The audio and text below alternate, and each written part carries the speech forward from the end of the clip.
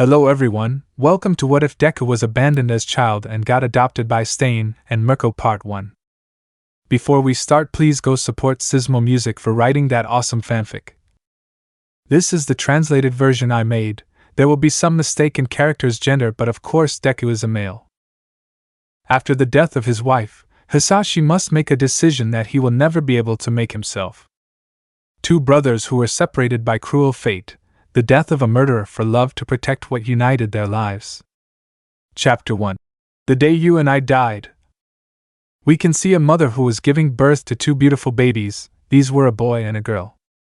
But when she finished giving birth to her children, unfortunately the woman died seconds later.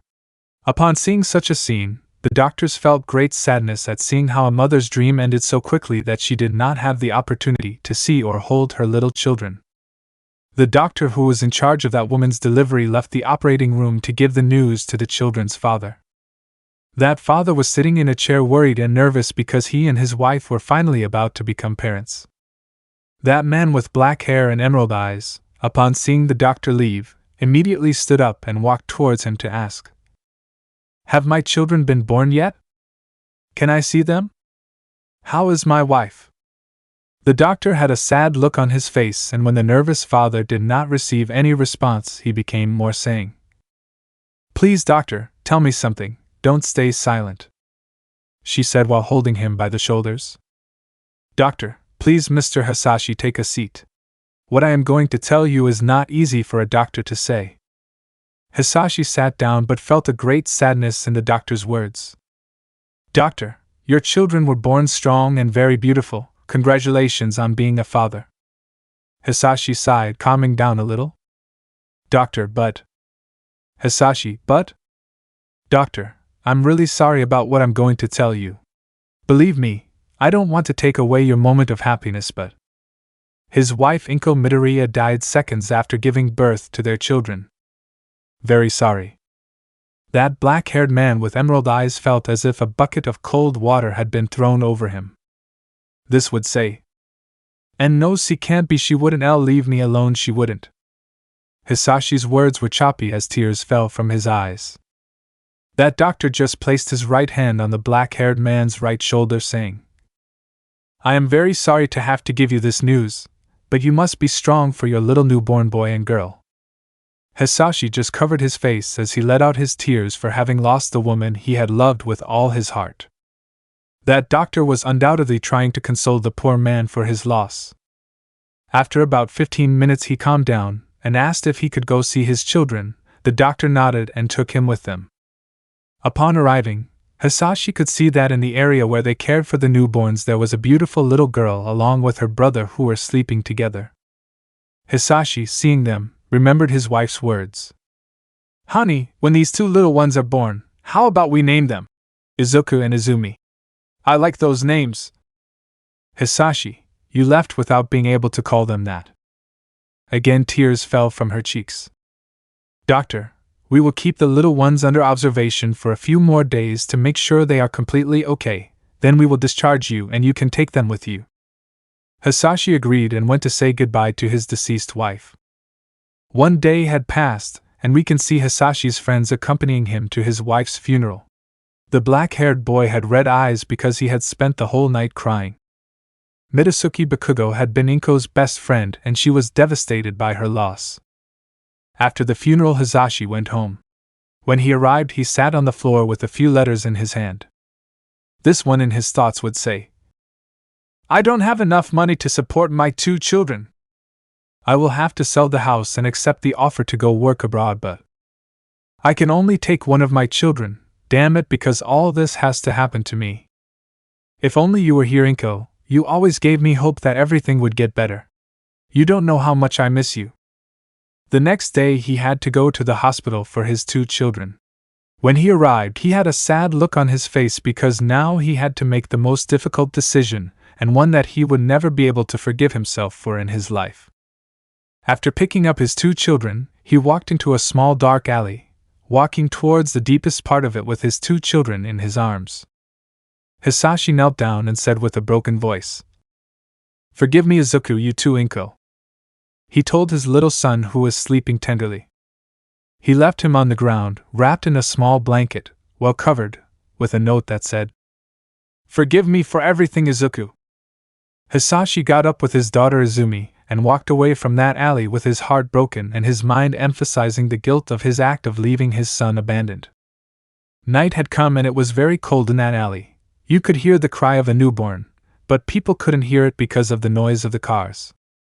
A certain person fell from above, hiding in the darkness of that alley, breathing heavily. This person had a very torn red scarf around his neck, his arms were wrapped in white bandages, on his body there were several knives and a katana that he had in his hand. This would say, "I was able to escape by a hair's breadth." He heard small footsteps coming from deep in the alley. He became alert but calmed down a little when he saw that it was a woman with green hair and a thin body. She was carrying a newborn baby in her arms. The woman, seeing the person in front of her, showed him a kind smile and said, "Hello, can I ask you a small favor? But first of all, could you tell me your name?" That guy looked at her confused but answered, "Stain is my name." That woman would say, "Mr. Stain, would you be so kind as to hold my little baby for a moment? I forgot something back there." "Please," the woman begged. Stain just looked at her and resignedly carried the little one, while the woman said to him, "Thanks, I'll be back in a moment." After saying that, she disappeared into the darkness of that alley. Stain looked at the boy who was awake and laughed. "Stain, what are you laughing at, brat? It's too cold for your mother to have you out on the streets at this hour." The minutes passed and that woman never returned. Stain became a little irritated, and with the child in his arms he walked to the end of that alley, reaching a dead end. Stain, but what? Where did that woman go? There was certainly no way out through that place without having to return the way we had come. "Stain, what do I do with the brat?" she said while looking at him. He heard a couple of voices coming towards him. He left the child on the ground and took a great leap upwards, landing on the roof of the premises that was on the side of the alley. Stain looked at those people, noticing that they were only two heroes. One was a little-known hero and the other was an equally little-known heroine. Stain would say in his thoughts, "Those heroes will see the brat and take care of him." The heroes, seeing the child crying, approached him saying, "Hey, is it a baby? What's it doing here?"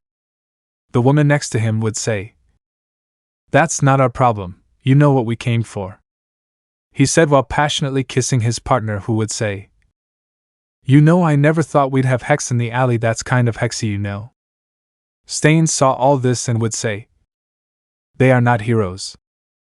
After a few minutes we can see how Stain carried the little boy in his arms, leaving two lifeless bodies in that alley, but he did not show any remorse for his actions.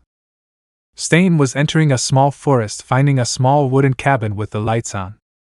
He thought there was someone there who could take care of the child, so he left him at the door and knocked, moving away from it and hiding behind a tree. Minutes passed and no one came out. Stain returned, picked up the child and knocked on the door again, which opened slightly with the second knock, revealing that it was unlocked. He entered the house, seeing that there was no one there. The murderer felt the warm heat that was inside. Without a doubt the little one would not be cold in that place. "Stain, it seems that there is no one." He sat on the ground near the fire in the cabin's fireplace while looking at the little boy, saying, "I just escaped from prison and got into a big mess with you." He looked up to see a pale brown-haired woman of about 24 years old or so entered the cabin with a couple of bags full of things. They exchanged glances. That brown-haired girl, like her eyes, saw that there was blood on Stain's clothes, but her gaze turned to the newborn in her arms. Stain did not take his eyes off her. He was about to speak, but that girl asked, "Are you okay?"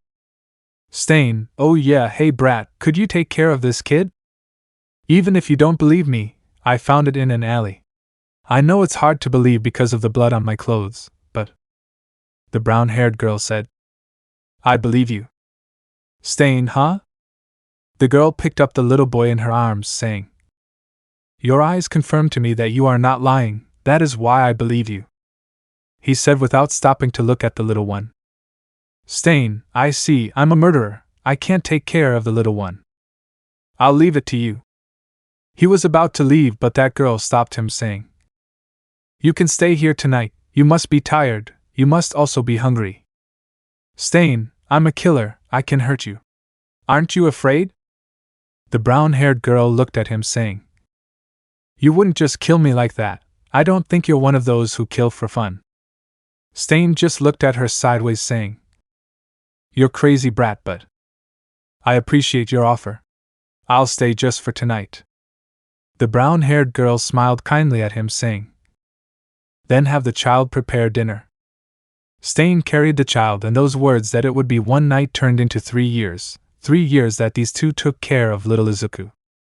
Stain was sharpening his katanas outside the cabin on a quiet afternoon, while the brunette was playing with little 3-year-old Izuku. He saw how a group of heroes were hiding behind some trees. "Stain, Hanabi." The brown-haired girl left the cabin, saying, "What's up, Stain?" Stain stood up, gripping his katanas tightly as he said, "Take Izuku and escape from here." Hanabi, but why? "What's going on, Stain?" "Stain, there are heroes hidden among the trees. They came for me, that's for sure. Go with Izuku, this is going to end badly." "Hanabi, I won't go. I won't leave you alone." "Stain, I'm a murderer, and if you're with me, they'll think you're my accomplice and they'll attack you too. You must take care of Izuku." "I'll distract them, go get it." Before Hanabi could speak, several arrows came out from behind those trees. Stain with his katanas blocked each arrow. 6 heroes came out, saying, "You are surrounded, murderer Stain, you and your accomplice surrender. Leave the child with who knows what mother they took him from." "Hanabi, they are wrong, we are not." Those heroes attacked. Stain launched himself at them while shouting, "Go away, Hanabi." The brown-haired girl grabbed little Izuku and ran as fast as she could. Stain fought against all 6 of them at once while dodging the arrows when he heard a scream. He opened his eyes wide and turned around slowly, seeing Hanabi in the distance with an arrow in her back. The brown-haired girl was kneeling with Izuku in her arms. "Hanabi, don't cry, Izuku, we'll be fine." Stain's pupils shrank and began to tremble as he turned his gaze back to the heroes, showing his bloodlust. This scared the heroes a little. "Stain, I'll kill you all." Without hesitation, he took his knives and threw them towards them at high speed while he grabbed his katanas and began to run towards them. Hanabi got up as best she could and left with Izuku while blood covered her body. After about 10 minutes we can see Hanabi walking down a small alley, almost exhausted, she would say. "Don't cry, Izuku, we'll be fine." Just at the end of the alley passed a young girl with bunny ears and platinum hair. "Hanabi, hey girl." He said it as best he could. The rabbit's ears turned to one side. She turned her gaze towards the alley, seeing the brown-haired girl with a child in her arms. That rabbit opened her eyes wide when she saw that the brown-haired girl had her shirt stained with blood. "Hanabi, please hold my little one." This one was about to fall, but the rabbit caught it, saying, "Are you okay? I'll call an ambulance." This was interrupted by the words of that brown-haired girl who said, "Please hold my little one, he's more important than me." The rabbit held the child in her arms, staring at him. The child smiled tenderly at her as he extended his little hands to her. The crimson eyes rested tenderly on that child. She heard a voice that told her, "Please take care of me, Izuku." The rabbit looked up and saw that the woman was no longer there. She looked everywhere trying to find her. Meanwhile we can see Stain with an arrow in his leg and in his left shoulder. He walked with his katanas covered in blood. The killer was coming out of the forest. His eyes widened as he saw a brunette lying on the ground. Without thinking, he went to her as quickly as he could, knelt down and lifted her slightly, saying, "Hanabi, please talk to me." The brown-haired girl's vision was blurry, but she could barely make out the killer. "Hanabi, I'm sorry, Sta.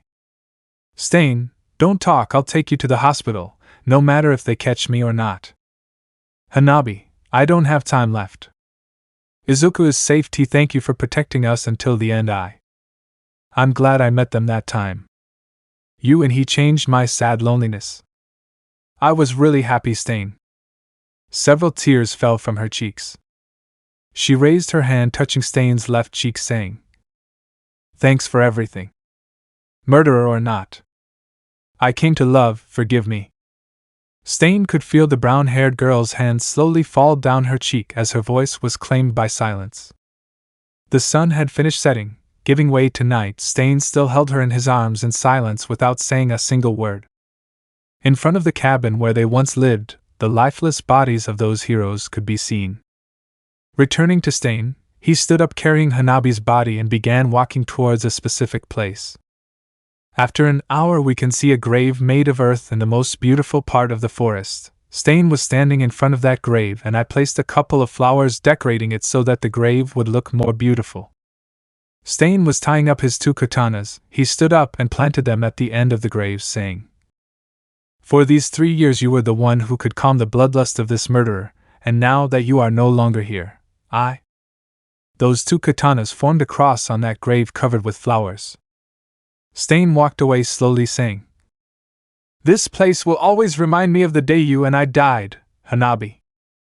Stain, upon exiting the forest, saw several police vehicles coming towards the forest, along with several heroes.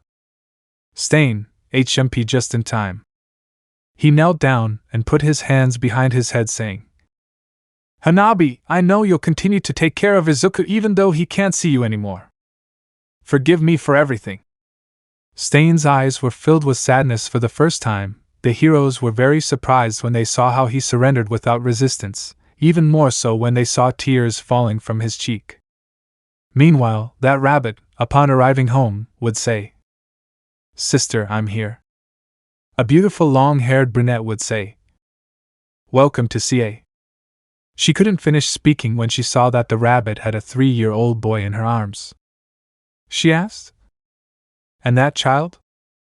The rabbit gave a slight smile, saying, "He will be in our care from now on. His name is Izuku. I want to give him to a family, so we will take care of him, sister." Chapter 2: The 2 Special Participants. That brown-haired girl saw her sister smile as she carried the little green-haired boy who tenderly extended his small hands to her. She could only say, "Of course, we will take care of him with all our hearts." The young rabbit just smiled tenderly, saying, "We will be your new family," he said while hugging the little green-haired boy. The next day, news spread throughout Japan about the massacre carried out by the criminal Stain, now known as the Hero Killer, who yesterday had taken the lives of 6 heroes and then turned himself in as if nothing had happened, without showing a drop of remorse for his atrocious act in which much blood was shed. The hero's killer had been transferred to the maximum security prison known as Tartaros. That was the only relevant news that had come out. The rest of the news was not so interesting, so to speak. We can see how that beautiful brown-haired girl fed little Izuku, being alone in her house. Since the young Mirko was in high school studying to become a professional hero, Mirko undoubtedly worked hard to be the best. She had 1 year left to be able to enter the UA Academy because Mirko was 14 years old. She was very young. The rabbit was impatient to get home because she wanted to spend time with her new green-haired little brother.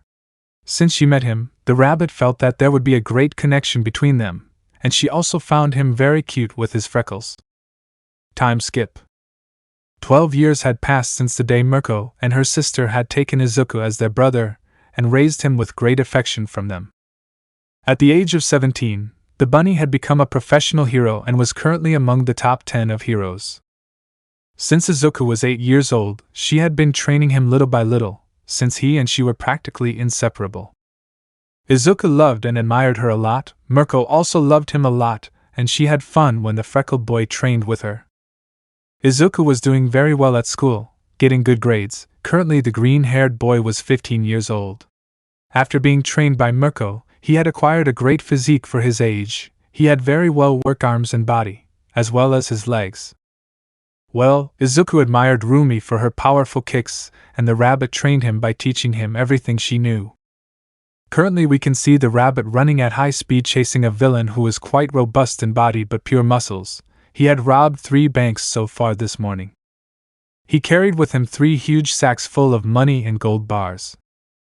Despite his muscles, he could move at high speed. 3 rookie heroes had tried to stop him, but he knocked them down with a powerful tackle using pure brute force, knocking them out in seconds. Unfortunately for him, he had entered the patrol area of a certain rabbit who was bored, but when she saw him escaping at high speed, she began to chase him at high speed with a big smile. That guy, seeing Mirko chasing him, knew that she would give him a lot of problems, because the rumors of the powerful kicks that the rabbit gave made you want to never face her again. He went down an alley to try to lose her. Mirko carried an intercom with him, and it would say, "I'll catch him before you. You'll have to pay for my lunch." Over his intercom a voice would say, "Objective: make Mirko pay for lunch. Obstacle in sight." The rabbit smiled slightly at these words. Seconds later, she entered the alley where her target had entered, and when she arrived she had to avoid a person who flew by at high speed and had several bills scattered in the air. Mirko sighed resignedly, saying, "You won just this once, well done." In front of her was a person wearing a white mask with black eyes and silver hair.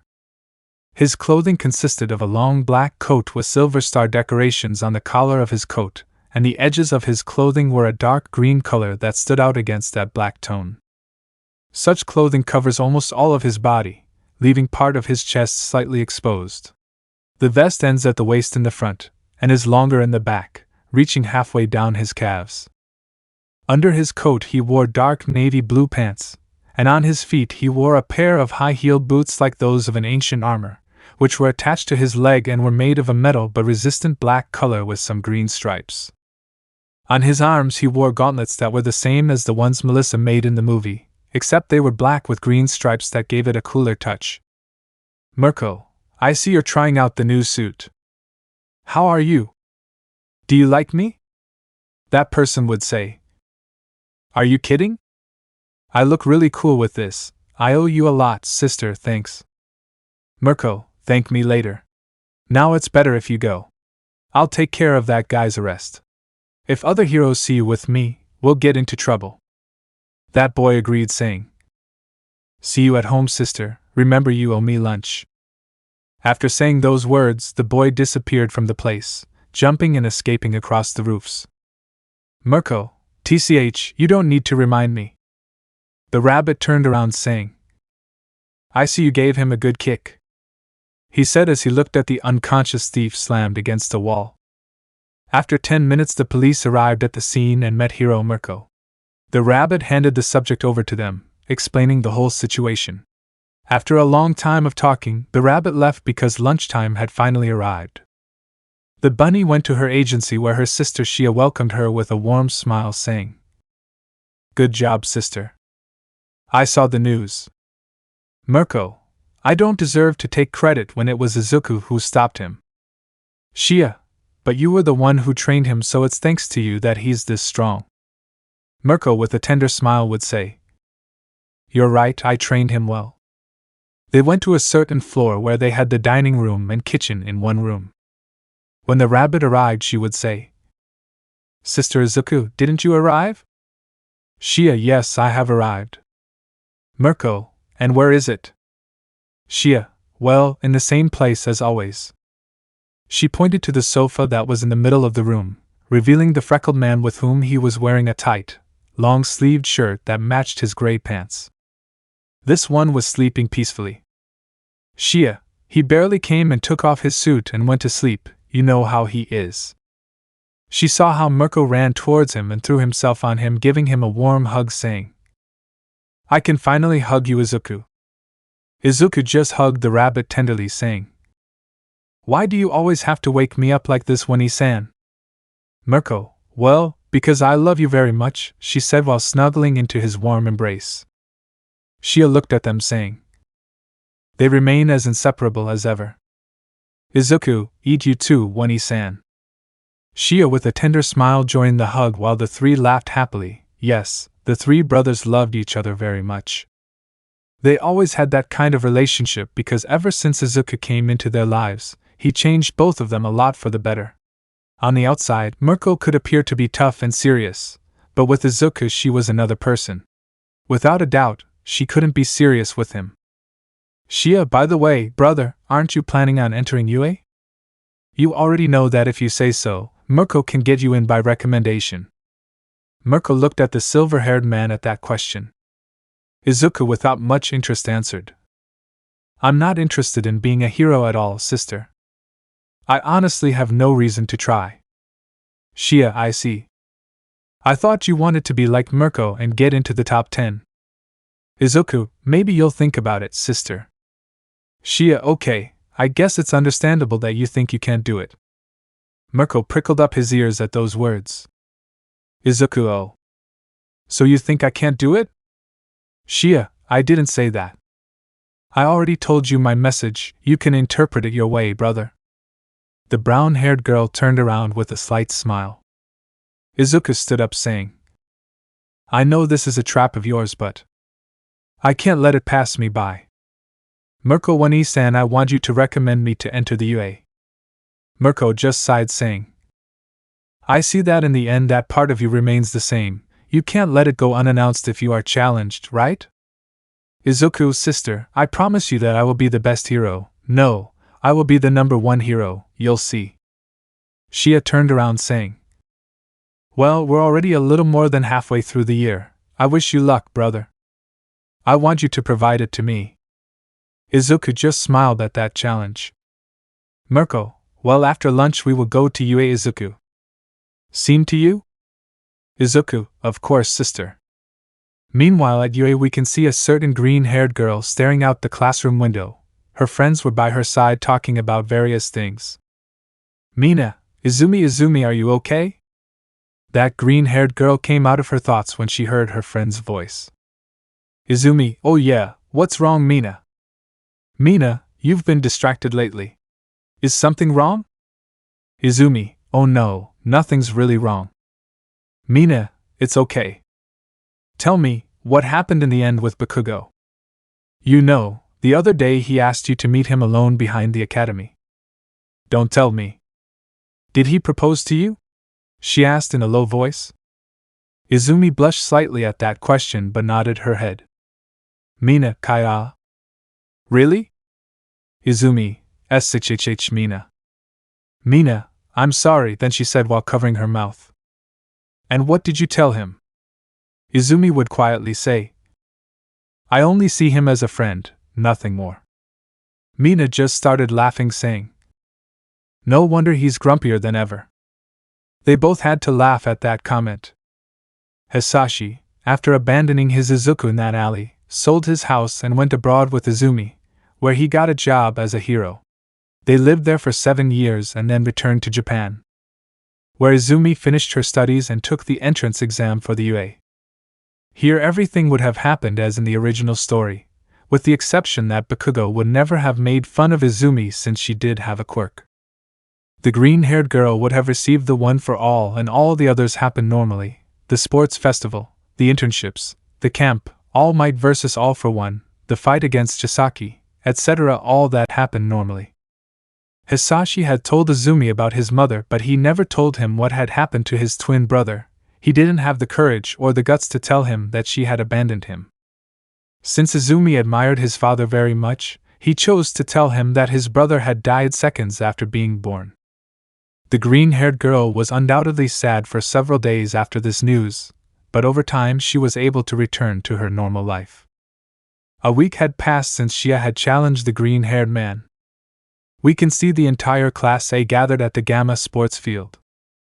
No doubt everyone was a little excited and had some upgrades to their outfits. At that point everyone heard a voice saying, Hey! I see you very calm, don't you? Do they underestimate us? Kirishima thundered his fist saying, There they are. We're just excited, that's all. That voice belonged to Minoma from Class B. Behind him were the rest of the class. He started to say his usual nonsense, until Aizawa strung him with his ribbons saying, Silence. Vlad King, we have 2 special participants. Aizawa, don't make a fool of yourself. Momo special? Bakugo, I will defeat him. Kaminari, is it a girl? Tetsu and Kirishima would say. We will try hard. At that moment, some footsteps were heard. Aizawa, They want them to join the heroism department. General C Class Satoshi Shinso. Izumi wants to join heroism. Aizawa, introduce yourself to little Shinso. Shinso, I'm Hitoshi Shinso. I've already met some people at the sports festival. But we are not friends because we fought. I don't deserve to be treated with such sportsmanship. I'm many steps behind. I'm desperate. Izumi remembered the words they exchanged the first time they faced each other. Shinso, I want to become a good hero and use my gift to help people. You are walls I must overcome. I did not come to make friends. That's all. At these words, some people applauded. Uraraka, she's dazzling. Tokoyami, and serious. Siro, reminds me of you at the beginning, he said while looking at his partner Todoroki. She replied. Really? Siro, yes.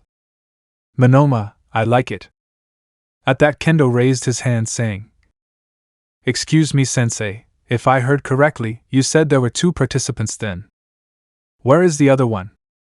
Aizawa turned around and saw that only Shinso was there, he would say. And the other one? At that point everyone heard someone snoring lightly. Each one paid attention to the sound, realizing that it was coming from behind them. They saw that there was a sleeping bag to one side and inside it there was someone sleeping. Aizawa walked towards him saying, Hey, who gave you permission to sleep in my sleeping bag? That person didn't answer him. Everyone had a drop of sweat on their head. Aizawa, wake up, Yusujiyama.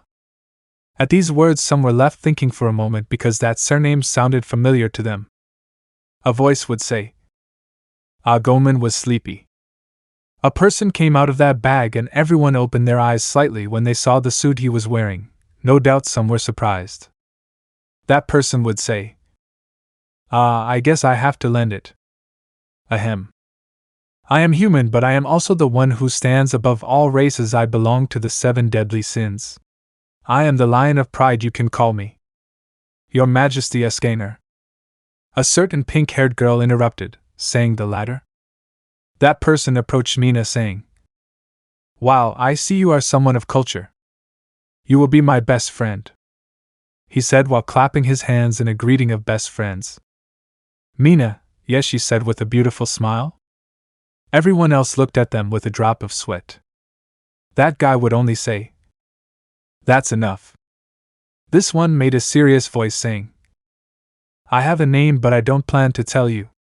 Your teacher already mentioned my last name, so you can call me by it. And I'm here to become a hero because of a challenge my sister gave me.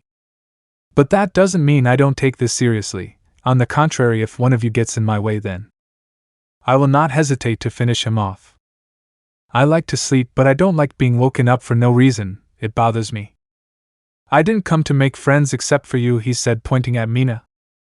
Which said, Okay, he said with his typical smile. That's all. That boy said. The whole place fell silent, and after a few seconds some people started applauding. Some girls just stared at the boy who had his aforementioned mask and suit on. But what caught their attention was her silver hair. Aizawa, Yusujiyama was recommended by pro-hero Mirko, in other words his older sister. Everyone opened their eyes wide at that revelation, saying in unison, Is he Mirko-san's brother? Aizawa, that's right, Yusujiyama passed every test he was given in just 1 week, tests that you already did during the year. He passed them all in a week, getting a perfect score, beating Yayorozu's grades. Class and now undoubtedly looked more closely at the Momo boy in particular. This in his thoughts would say, Did I surpass my grades? Aizawa. He also took a special test to earn his provisional license and passed it with flying colors. That being said, we can now begin. Vlad King, it's combat practice. It will be a confrontation between classes A and B. We will do it in the Gamma field. They will fight in teams of 4. Both teams will have a fixed adorable prison. They will trap the opponents by locking them in there. Aizawa, okay. Vlad King, let's make the groups, they said while lifting some boxes, one with the letter A in red and the other in blue with the letter B. The first teams were announced, and in the fifth match Izumi's group would face off against the boy Usajiyama. Izumi in her thoughts would say, "So we will train him in the first fight," he said while looking at the boy who got into Aizawa's sleeping bag while he tried to get him out. Chapter 3: Class A is humiliated by Usajiyama. The first team began practice, which consisted of spoilers if you didn't read the manga. Shinso, Tsuyu, Kirishima, Kaminari, Koda who took the victory passing with a little difficulty. The second was Momo's team against Kendo's team, with Class B as the winner. The third team was Shoto's team against Setsuna's team ending in a draw. The fourth match was won by Bakugo's team, foolishly humiliating Class B. Everyone had been paying attention to every fight except for a certain silver-haired boy who had been sleeping all the time. Izumi and Tashinori had gone to a secluded place to talk alone about One for All, a conversation in which Bakugo intervened since he knew about their secret, and despite the fact that Izumi had left him in the friend zone, he continued to support her even if he didn't show it. Finally, the fifth and final fight had arrived. "Aizawa, wake up Usajiyama. It's your team's turn." The silver-haired man stood up, yawning under his mask, saying, "Okay, but don't shout so loud, old man." Aizawa strung him with his ribbon, saying, "Who are you calling old?" I asked, quite annoyed. "Usajiyama, old Gomen Nasai." Aizawa let go of him, saying, "Just go with your team." After saying this, the black-haired man went to stand next to Vlad King. A certain pink-haired girl with a big smile approached the silver-haired boy, saying, "Best friend gives your best effort. May the best team win." Usajiyama, "Well, I plan to win anyway, but I also wish you luck, best friend." He extended his fist to her. Mina shook it, saying, "I won't be so friendly, understood?" Usajiyama, "Same here." Mina, "By the way, your outfit is very similar to that of Estarossa, the commandment of love, except for your mask and the gloves you wear in your graces.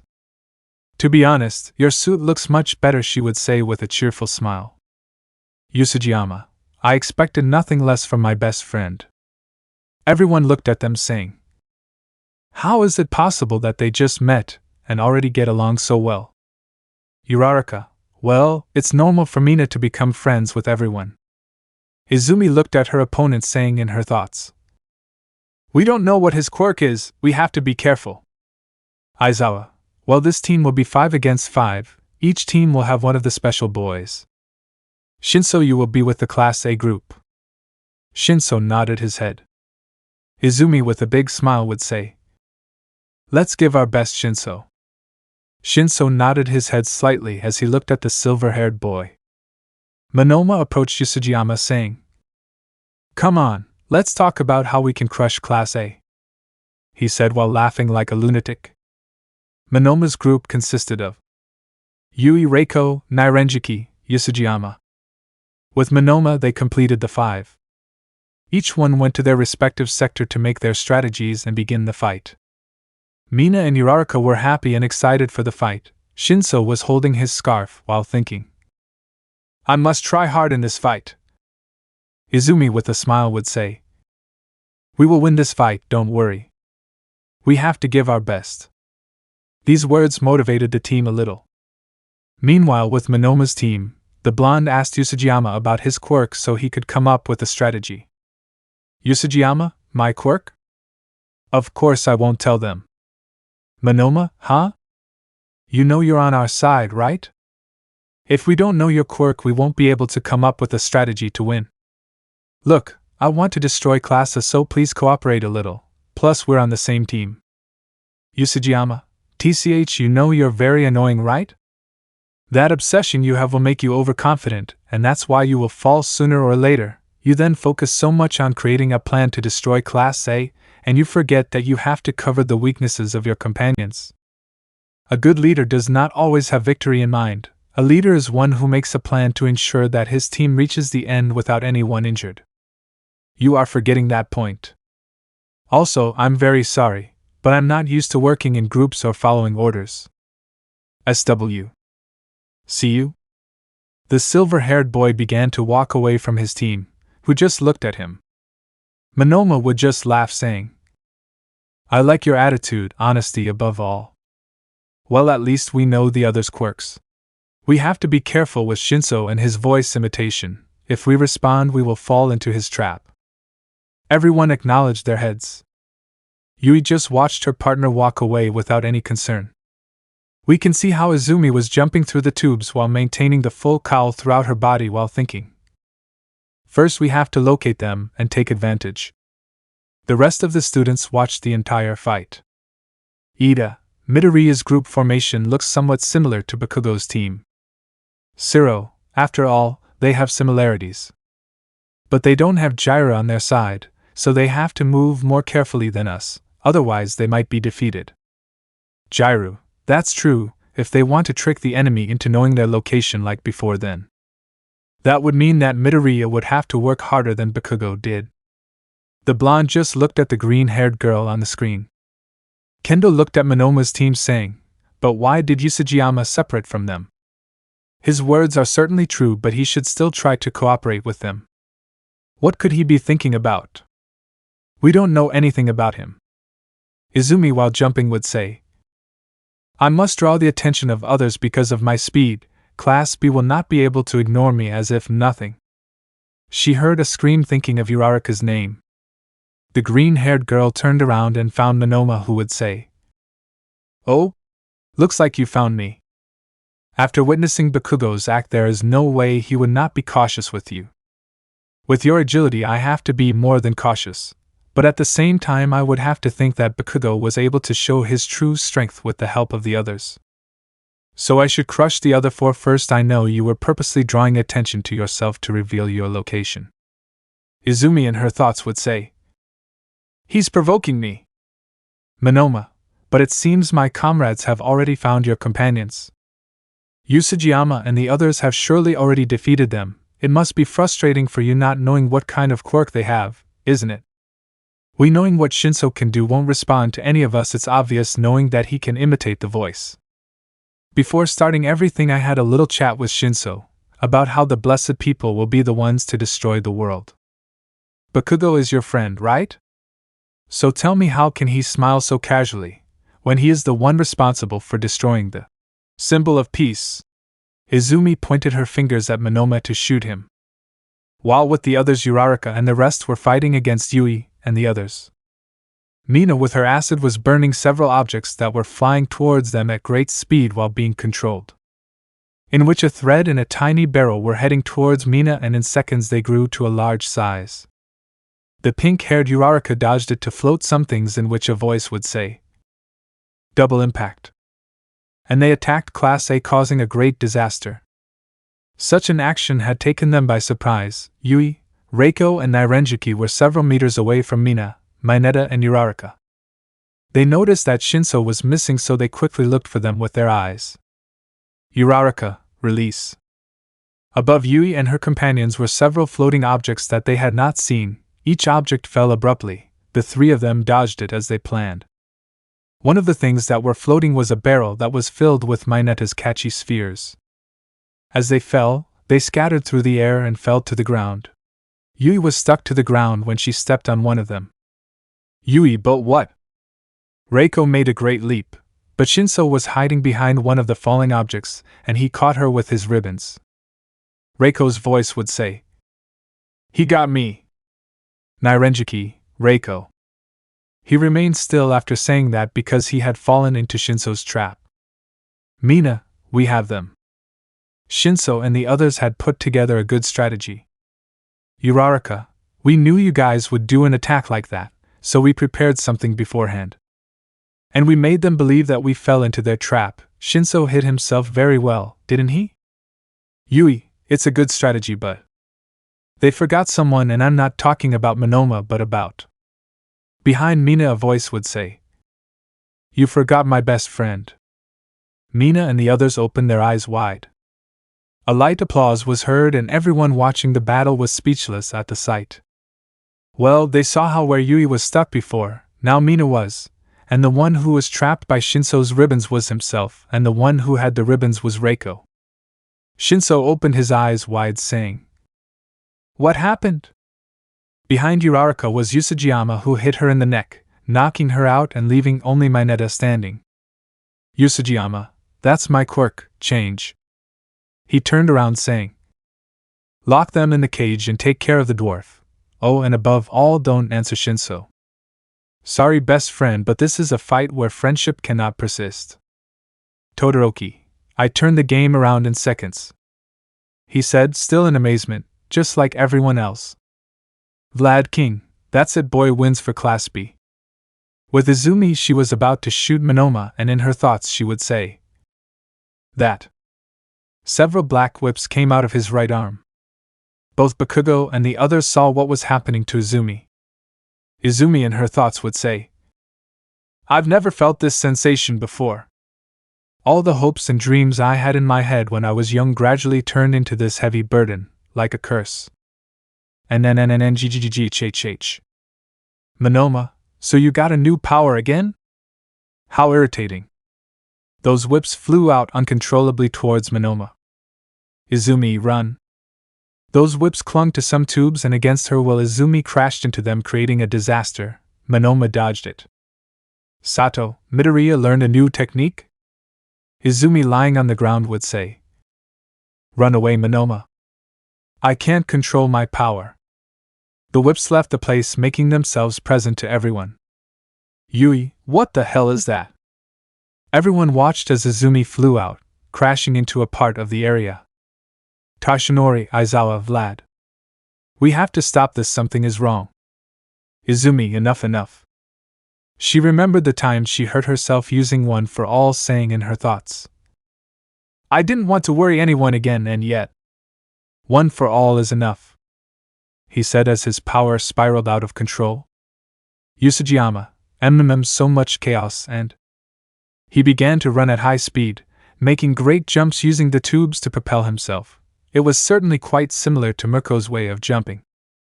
He reached Izumi in seconds, positioning himself behind her and saying, Okay, that's enough. He hit her on the back of the neck, causing the green-haired girl to faint. He carried her in his arms and landed hard on the ground. Thanks to his boots, he cushioned the fall considerably. Aizawa, Vlad and the others were speechless when they saw how he had literally single-handedly finished off Class A. The silver-haired boy just started walking with the green-haired girl in his arms. Yui and the others had put the rest of Izumi's group in prison. Vlad, victory belongs to Class B. At those words, no one could help but look at Usajiyama, who approached them with Izumi as if nothing had happened. Chapter 4. Is it because I make you remind someone? Usajiyama, where do I put it? He doesn't have any injuries, he's just unconscious. Kirishima walked over and carefully picked up Izumi, saying, I'll take her to the infirmary, thanks for bringing her. Usajiyama, oh, you're welcome. Vlad King gave him a big hug, saying, You're the pride of Class B, boy. Everyone watched this with a drop of sweat. Aizawa, well, with this we conclude the test, good job everyone. Mina approached Usajiyama, saying, You certainly surprised me with your quirk, that was great. He said while giving her a thumbs up. The silver-haired man put his hand on the boy's head and said, You must improve more, my best friend can't be weak. Mina with a big smile and determination would say, I'll improve, you'll see. Usajiyama, that being said. He approached Aizawa, saying, Sensei, can I go to sleep in your sleeping bag now? Aizawa, no, get your own sleeping bag. Usajiyama, TCH, what a pain. A certain black woman approached him, saying, Excuse me, if you want I can create one for you. Usajiyama turned at the sound of his voice, saying, Would you really do it? Momo with a kind smile would say, Of course, after all it's a good way for us to get along better. I also watched your fight and you were calm and relaxed the whole time. Usajiyama, oh, thank you. The brunette smiled kindly at him. Class B approached to talk to the silver-haired boy. Monoma laughed as he mocked Class A's defeat, saying, How did your Class AI turn out? We turned them around at the last second. Mina, but the one who turned it around was Usajiyama. You didn't do anything. At these words Monoma stopped laughing, but a few seconds later he would say, "But he was on our side, so we still beat them." Everyone looked at him with a comical drop of sweat. Aizawa, okay, now everyone will return to their classrooms, except Shinso and Yusujiyama. Everyone began to leave as if nothing had happened. Before leaving, a certain bicolor girl glanced at the silver-haired girl watching him go to sleep in the sleeping bag that Momo had made for him. After 10 minutes we can see how a certain green-haired girl woke up in the infirmary, lying on a stretcher. The emerald eyes slowly adjusted to the light in that room. She saw that her mentor All Might was at her side, who upon seeing her would say, "You finally woke up, young Midoriya. How do you feel?" "Izumi, All Might. What happened?" She remembered how she had lost control and sat up suddenly, asking, "How are the others? I didn't hurt anyone, right?" "Tashinori, please calm down a bit. Everyone is fine, you didn't hurt anyone." Izumi calmed down upon hearing that, saying, "I'm glad. I wouldn't have forgiven myself if I had hurt my own friends." Tashinori, young Yusujiyama stopped her by knocking her unconscious, giving victory to Class B. Izumi, I see. Tashinori, do you want to tell me what really happened? Izumi, at that time. Tashinori saw his student's face, saying, "Don't worry for now, just rest. Later when you are better you can tell me. Acknowledgement told me when you wake up you can go since you don't have any wounds." Izumi nodded her head. Tashinori, well, I'll leave you, young Midoriya. I have to go to Director Nisa's office. See you? The blonde left the infirmary with a slight smile. When he left he saw how a certain bicolor was leaning against the wall.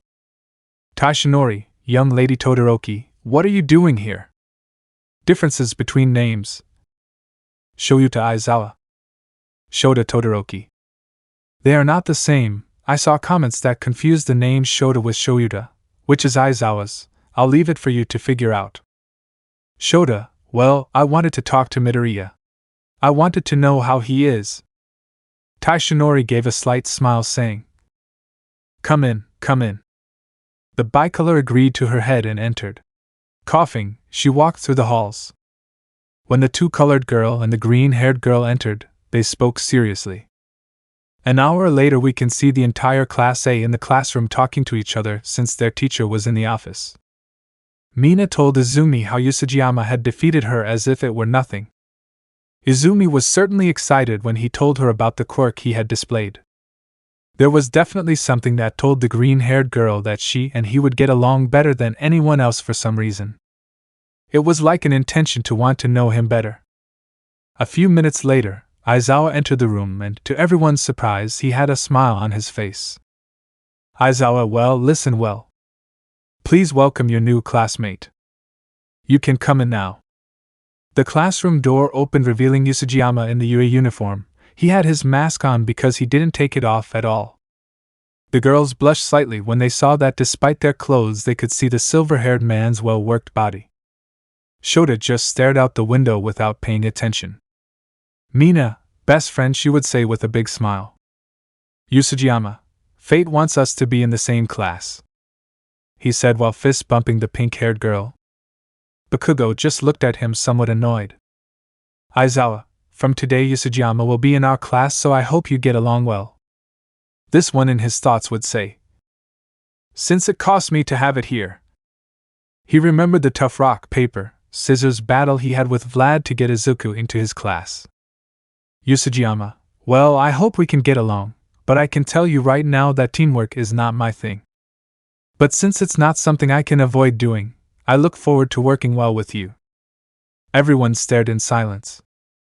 Yusujiyama just sighed, saying, Well, who has any questions to ask me? Everyone raised their hands except Bakugo and Shota. Yusujiyama, one by one please. Izumi, why are you wearing a mask? Yusujiyama turned his gaze towards where the green-haired girl's voice came from, saying, Your voice is that of the girl who lost control, if I'm not mistaken. Answering your question, I wear this mask as part of my training and because I like to use it. Another question. Mina, why did you just decide to join the UA? Yusujiyama, simply because of a challenge my older sister made me. Being a hero was not in my plans, but when someone challenges me to something I can't just let it go as if nothing. Mineta, I bet you're popular with girls, right? Your muscles give you away. Yusujiyama, you're wrong, I'm not popular, not as far as I know. I think you have the wrong idea about me. I spent some time answering some questions and then sat down next to a certain bicolor.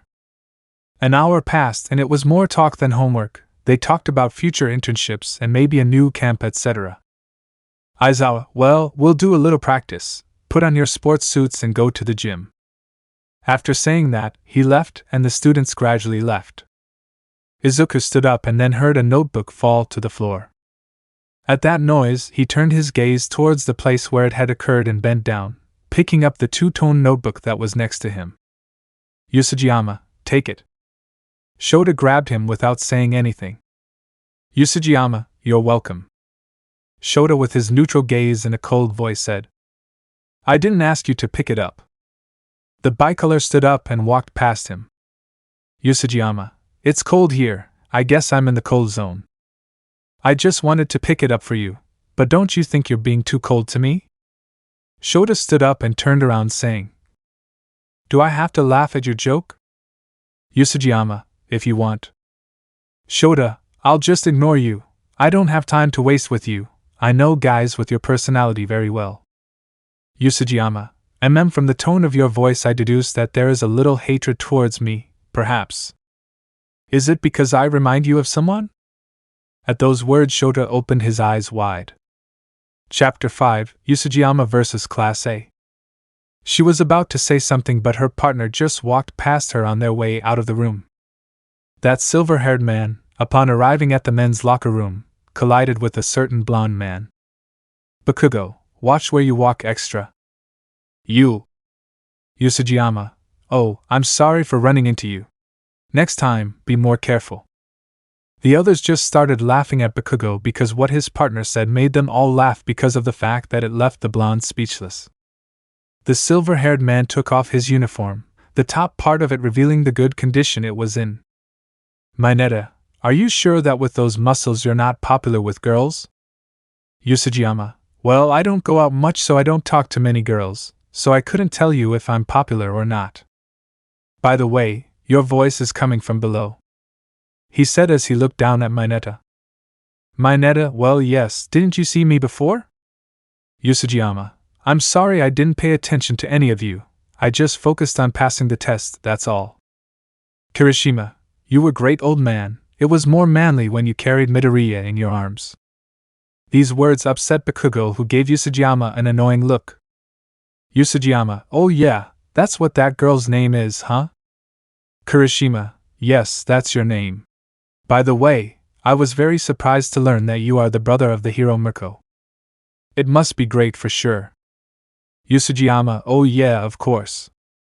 After a few minutes everyone was gathered in the gym. Shota looked sideways at the silver-haired boy. Mina was talking happily to him. Yes, the pink-haired girl was happy to talk to her new friend. Aizawa, well, since everyone is here, we will proceed to begin the practice. Here we will correct the mistakes they made against Class B. The whole class agreed. Aizawa, Yusujiyama, do you think you can take on the whole class alone? These words surprised everyone. Aizawa, if I make them fight against each other in groups it won't do much good, since they know their opponent's quirk perfectly. But in your case it's different, since they just met him today. I also want to know what your maximum physical condition is. If I'm not mistaken, Mirko must have trained you quite well, judging by your muscles. And we must not overlook the fact that during the entire confrontation against Midoriya's group you were very calm, and according to what Mirko said when he recommended you, he said that you had little experience, but that was clearly a lie, right? Aizawa stared at his student, who under his mask gave a slight smile, saying, I guess she couldn't fool you. Regarding your question, Sensei, there is no problem for me. If I have to face all of them, I will. You can be all together or 2 groups of 10, as you prefer. Bakugo, are you underestimating me extra shit? He said while yelling in his face. Kirishima stopped him, saying, Calm down, Bakugo. Yusujiyama, I'm not underestimating you, I'm just telling the truth, you don't represent any threat to me. I can't even feel afraid, I mean, how could I feel afraid of someone who is inferior to me? That would be absurd, don't you think? Mina, your proud attitude definitely suits you. Yusujiyama, Ashido Grace. Bakugo, I'll buck you up, you'll see. Yusujiyama, okay, whatever you say, tell me. Would you rather I leave you unconscious on the ground? Or do you want me to carry you like I did with your partner an hour ago? Kirishima couldn't help but laugh at that comment. Jaira laughed loudly because she was undoubtedly humiliating Bakugo with her words. Aizawa, I'm glad you're so excited, Bakugo. Okay, Yusujiyama, how about you give them 5 minutes to come up with a strategy? Because I want to see how good they all are at working together as a team. Yusujiyama, no problem for me. He sat on the floor while looking at the ceiling. Izumi looked at him while thinking of a good strategy to confront him. Momo gathered them all together to come up with a strategy against her partner. Everyone listened and contributed ideas except Bakugo, who kept looking at his rival. Izumi had come up with some ideas, but she wasn't sure if they would work due to her quirk. The 5 minutes had passed, and what his teacher would say. Well, time's up. Is everyone ready? Class A agreed slightly. Yusujiyama stood up, stretching out his arms. The gym was very spacious, so they would have plenty of room to move around at will. Ida, okay guys, let's do our best, and Bakugo, remember to follow Yayoza-san's plan. Bakugo, don't give me orders for eyes. Aizawa stepped out of the way saying. Begin. Momo, ready, let's all go. Everyone shouted. Yeah. Without wasting time, Shota attacked with several pillars of ice, causing the silver-haired boy to dodge them with a great leap. Seeing him in the air, Cyril threw his ribbons to catch him, but his rival caught the ribbons in the air, spinning around, causing Cyril to hit Ida, crashing them against the gym wall. He fell to the ground, dodging a laser from Oyama which grazed part of his mask. Tokoemi, Kirishima, Sato, Shoji and Bakugo had surrounded the silver-haired man. The blonde was about to give him an explosion without thinking, knowing that he was surrounded, and it would be difficult for him to dodge it. The silver-haired man was about to applaud, but his right hand was caught by Tsuyu's tongue. Tsuyu, I won't let you change, Jero. Bakugo, shiny. A loud explosion occurred in the gym, raising a large curtain of smoke, from which Kirishima flew out and crashed into the gym wall. Momo saw how Tokoemi, Sato, Shoji and Aoyama flew out, falling out of combat. After the curtain of dust disappeared, Tsuyu could be seen unconscious and Bakugo, his skin on, looking everywhere for his rival. Momo and the others heard their rival's voice behind them. Jairu and Kaminari attacked, but their rival moved at high speed, giving them strong blows, leaving them out of combat. Izumi stood behind him using the full cowl, saying, Smash. The green-haired girl, just inches away from hitting him, saw him clap, switching places with Bakugo, who received the hit squarely and was sent flying against the gym wall. Izumi, Bakugo, I'm sorry. Yusujiyama, standing a great distance away from them, would say, I don't need to clap to activate my quirk. Momo and the others opened their eyes wide. Yusujiyama ducked, dodging a blow from Toru, who received a blow to his stomach and fell to the ground unconscious. Yusujiyama, you may be invisible, but you still make a sound, and that made it easy for me to find you. Those left standing were Izumi, Shota, Mineta, Uraraka, Mina, Ojiro, Koda and Momo. The rest had been knocked out, Bakugo receiving a powerful blow from the green-haired girl. Izumi, her quirk is very tedious, she can switch with any of us. Momo, if you're right, we should be on alert. Yusujiyama began to run without thinking. Shota attacked with powerful flames of fire, and when he was about to touch his rival, he changed places with Mineta, who after that attack was instantly knocked out. Shota, TCHI failed. Momo created a steel bar and attacked together with Mina. The silver-haired man moved with great agility, dodging the pink-haired woman's acid attacks. Well, they had to be very careful because this one could change with any of them and they could hit their own partner. Yusujiyama took a great leap backwards and delivered a powerful axe kick to the ground, splitting it completely, causing everyone to lose their balance, not to mention raising a curtain of dust. Izumi, be careful, he's using this to his advantage. Shota was thinking about freezing the ground, but that meant freezing his companions. Something passed by them at high speed, several fell to the ground but no one could see anything. Aizawa, he uses the dust curtain well to obstruct their vision. He finished off Jairu and Shoji because they would be a problem due to their quirks. He let Bakugo do his explosion to take advantage of the curtain of dust. He's definitely using them to his advantage. The curtain of dust disappeared. Momo and Shota were turning their backs to each other and saw how the rest of their companions were out of combat. Yusujiyama, well, only you two are missing. Izumi in her thoughts would say. Did I finish them all off so easily? Yusujiyama, you cold girl are wasting your quirk. You didn't attack before because you could freeze your teammates, but you could create ice spears, fire spheres, and several different attacks with your quirk, but you are limited to using a fire flare and creating ice pillars. Attacks that are of no use if there are a lot of people around you. Think about it as your weakness. Shota just opened his eyes wide. Yusujiyama, and your girl Midoriya or something like that was your name anyway, you hesitate a lot to attack with your quirk for fear of hurting others. If this was a real fight then you would lose, they just created a single strategy to confront me. Bad job. Don't settle for just one plan because there is a high probability that it will fail, so you always have to keep that in mind. Make various strategies for each fight until you succeed and defeat your opponent. Izumi also opened her eyes wide. After saying that, he gave a powerful kick to the ground, lifting pieces of it into the air and spinning around, kicking them towards his two rivals. Izumi and Shota narrowly dodged them.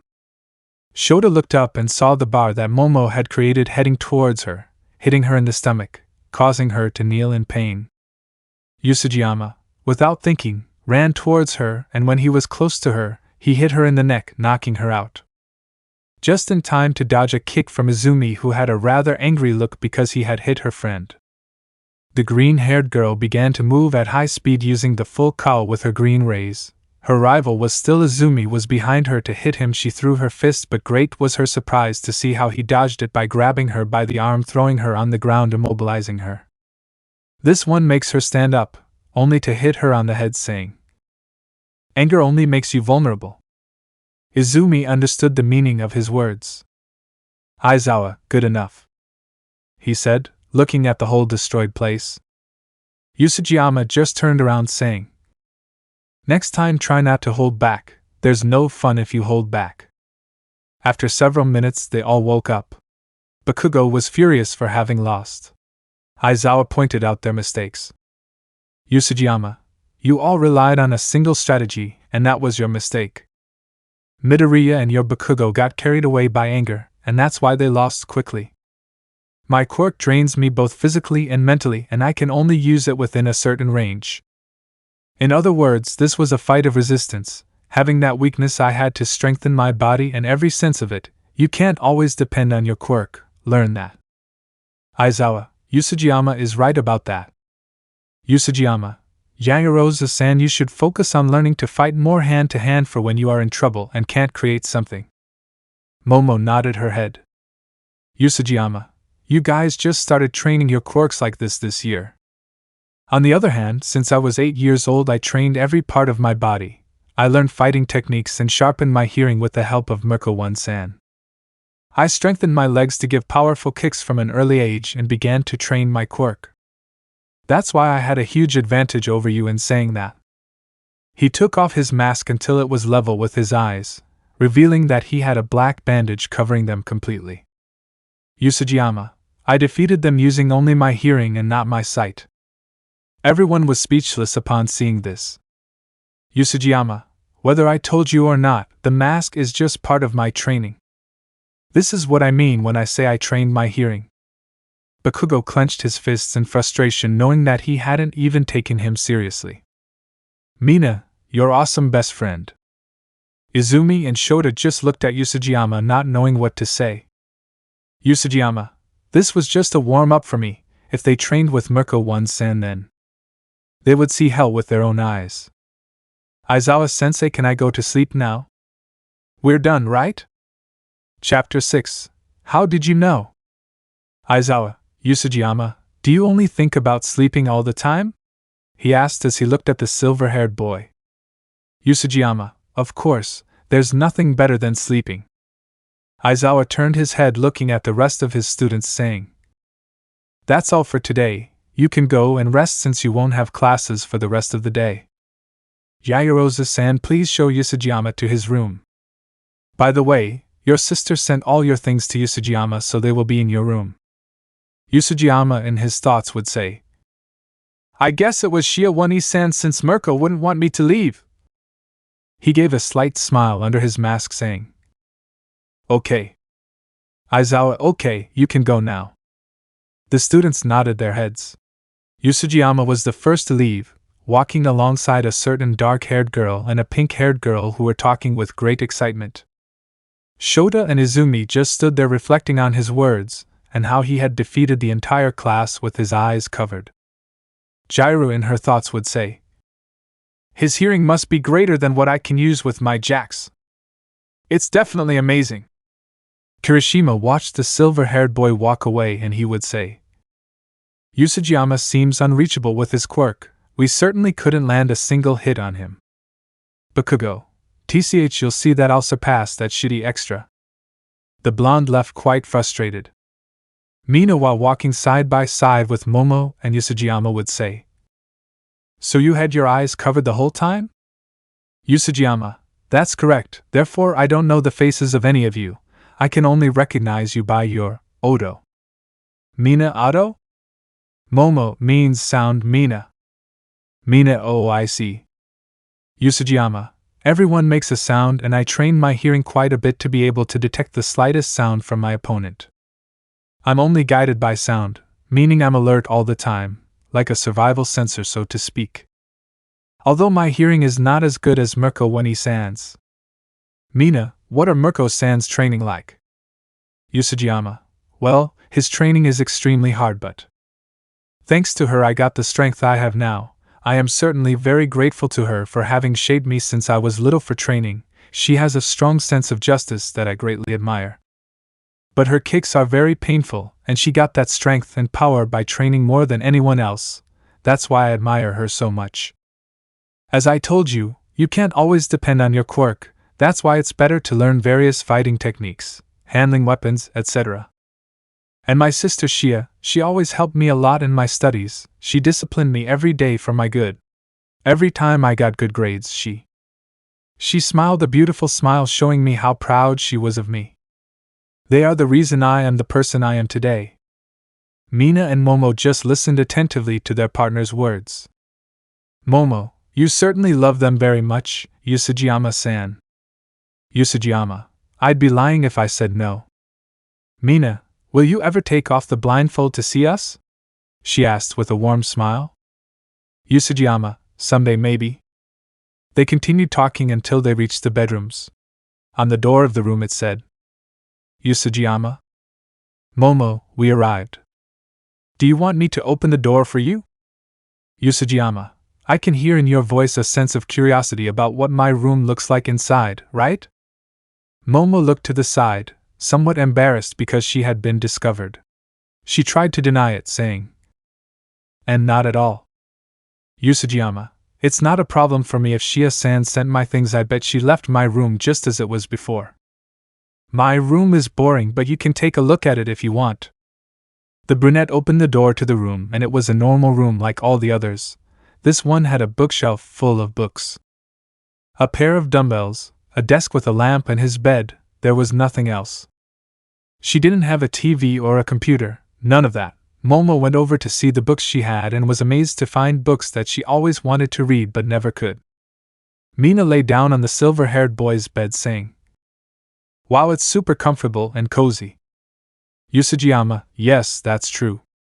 He noticed how Momo looked at the books with great emotion and he would say, If you want, I can lend them to you so you can read them.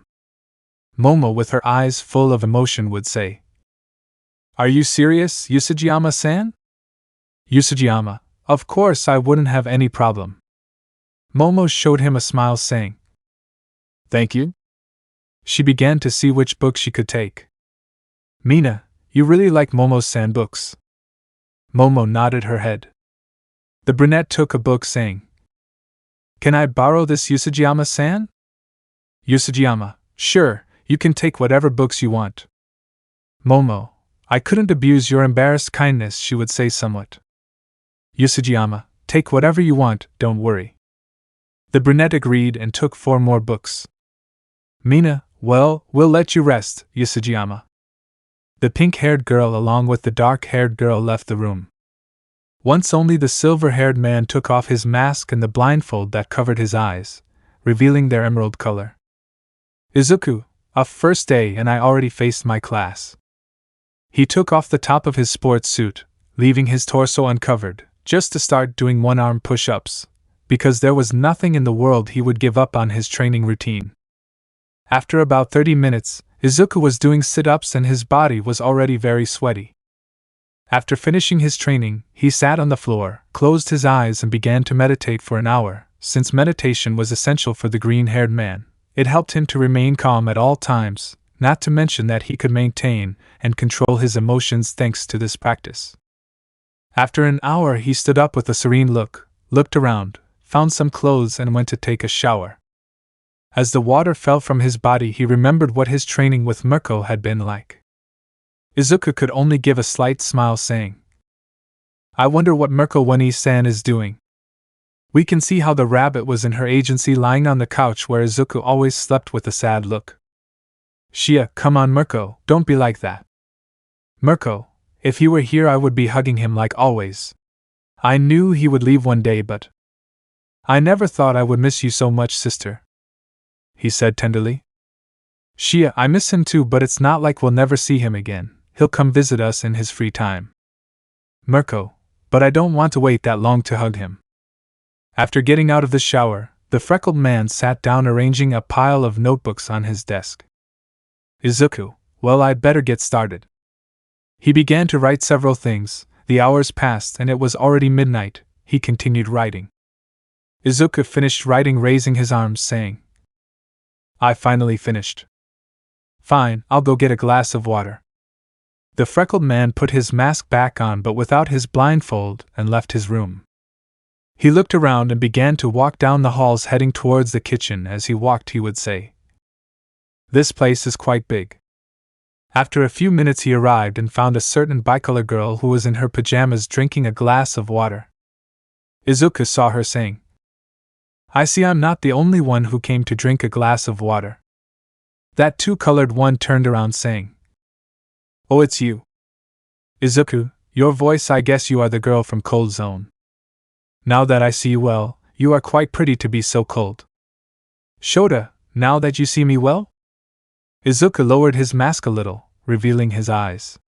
Shota couldn't see their color well since the place was a little dark. Shota, oh, so you already took off the bandages, huh? Izuku, exactly. In the end. He walked past her and poured himself a glass of water, beginning to drink a little. Shota just stared at him, remembering the words he had said to him. Shota, how did you know? Izuku, without looking at her, would ask. Know what? Shota, you know what you told me in the classroom before practice. Izuku, about reminding me of someone, is that what you mean? Shota, yes. Izuku, it's pretty easy to tell, I could tell from the tone of your voice. When you talk to others it is a warm and friendly tone, but with me your tone was angry, some hatred could be. So I figured either you don't like me, or you hate me for reminding you of someone in particular. Whether it's because of my attitude, hair color or something like that, I don't know. Am I wrong? Shota didn't say anything. Izuku, well, now we are in the same classroom, and even if I don't want to, sooner or later we will have to work together, so I will just tell you that I am sorry to remind you of that person, but I am not like that person. I'm not telling you to trust me, just that we should try to get along, cold girl. Shota, stop calling me that. Izuku, I'll try not to. This one passed by, leaving a bicolor quite upset. She was about to speak when he interrupted her, saying, Come with me, I have something for you. The bicolor looked at him quite confused but decided to follow him until they reached his room. Izuku, wait for me here, okay? He entered his room, closing the door, and a few seconds later he came out with a notebook in his hand. Izuku, take it. I have handed him the notebook. Shota, what's this for? Izuku, open it and you'll see cold girl. Shota, somewhat annoyed, opened the notebook and her eyes opened slightly when she saw that there were tips, strategies, among other things, for using your quirk. Izuku, I hope you can follow some advice. I also made notebooks for the rest of the class. Well, now I'll go to rest, goodbye. He closed the door, leaving Shota unable to answer him. Shota, idiot. She went to her room while holding the notebook in her hand. The bicolor lay down on her bed and began to read the notebook, while saying, maybe I misjudged him. She saw how the cover of the notebook said cold girl. Shota, I'm not taking back what I said, he's an idiot. But her hair was green if I saw correctly. No, I shouldn't have seen wrong. The bicolor fell asleep with that notebook in hand. Chapter 7, Class A's Mission as Heroes. The next day the freckled man got up, stretching his muscles, to go directly to the shower and take a bath. While he was bathing, he remembered Shota because yesterday had been the first time he had seen her. Yes, the two-tone girl was undoubtedly beautiful. The silver-haired boy had not been able to see her completely since the kitchen was a little dark, but he managed to see her because of the little moonlight that came through the windows. And yet she had seemed very beautiful to him. This would say, she is beautiful and cold, she certainly has her own charm. After getting out of the bath, he put on his uniform, bandaged his eyes and put on the mask because he wanted to sharpen his hearing to perfection. Since he was little, it had been difficult for him to guide himself and move with his bandaged eyes. Yes, he had had a great test, but with the passage of time he was able to improve more and more. Because he had understood that with effort and determination he could master and refine the senses of his body. After getting ready, he left his room and went to the dining room, where he managed to capture the voices of the people who were now his classmates who were having breakfast before going to class. Kirishima, seeing the silver-haired boy, would say, "Oh Yusujiyama, come bro, come have breakfast with us." A certain black woman stood up from her place and served him breakfast on a plate, saying, "Eat please." Yusujiyama, "Oh, thank you. And good morning." A certain bicolor was looking at him slightly. Yusujiyama felt that gaze that fell on him. He would say, "This look is cold, mm. Are you looking at me, cold girl?" Shota turned his gaze, saying, "Not at all." She was looking at her hair, saying in her thoughts, "If I must have seen wrong last night, her hair is platinum." Kirishima, "Are you still blindfolded, bro?" Yusujiyama, "Of course." Mina, "And how do you know where to walk or where to have breakfast?" Yusujiyama, "Practice makes perfect." After saying that, he sat where the brunette indicated because she called him by his last name, so it was easy for him to find her. Before sitting down, he took 18 notebooks out of his backpack and placed them on the tables. Everyone looked at this act somewhat strangely. Yusujiyama, "Before you ask what this is, these are notes I made with various tips and strategies so you can better improve or enhance your quirks. Each notebook has each person's name on it, please record them." Everyone took their notebooks except Bakugo because there were none for him. Everyone was speechless when they saw their respective notebooks because there were endless ideas and advice. "Jairu, when did you write all this?" Yusujiyama, "Last night. By the way, I didn't make any notes for you, Bakugo, since from what little I could see of your personality, I deduced that you wouldn't accept the notebook because of your pride. That's why I saved myself time and didn't do it. Bakugo, I don't need your help to improve extra shit." Yusujiyama, "Well, ignoring him, I would appreciate it if you could apply these tips." Momo, Did you write all this yesterday, Yusujiyama-san?" Yusujiyama, "Indeed, the girl Midori, about your quirk I couldn't write much since I don't fully understand it, that's why I only put some advice." Izumi was impressed because there were ideas there that would never have occurred to her. Shota, Wait a minute, why didn't you put my name in my notebook but in theirs? Yusujiyama, well, I think I also put cold girl for fun. Was that wrong? Shota, you're just doing this to annoy me, right? Yusujiyama, oh, was I that obvious? Shota just ignored him and continued eating breakfast. Mina and Iraraka whispered to each other, saying, "Those two are going to end up together."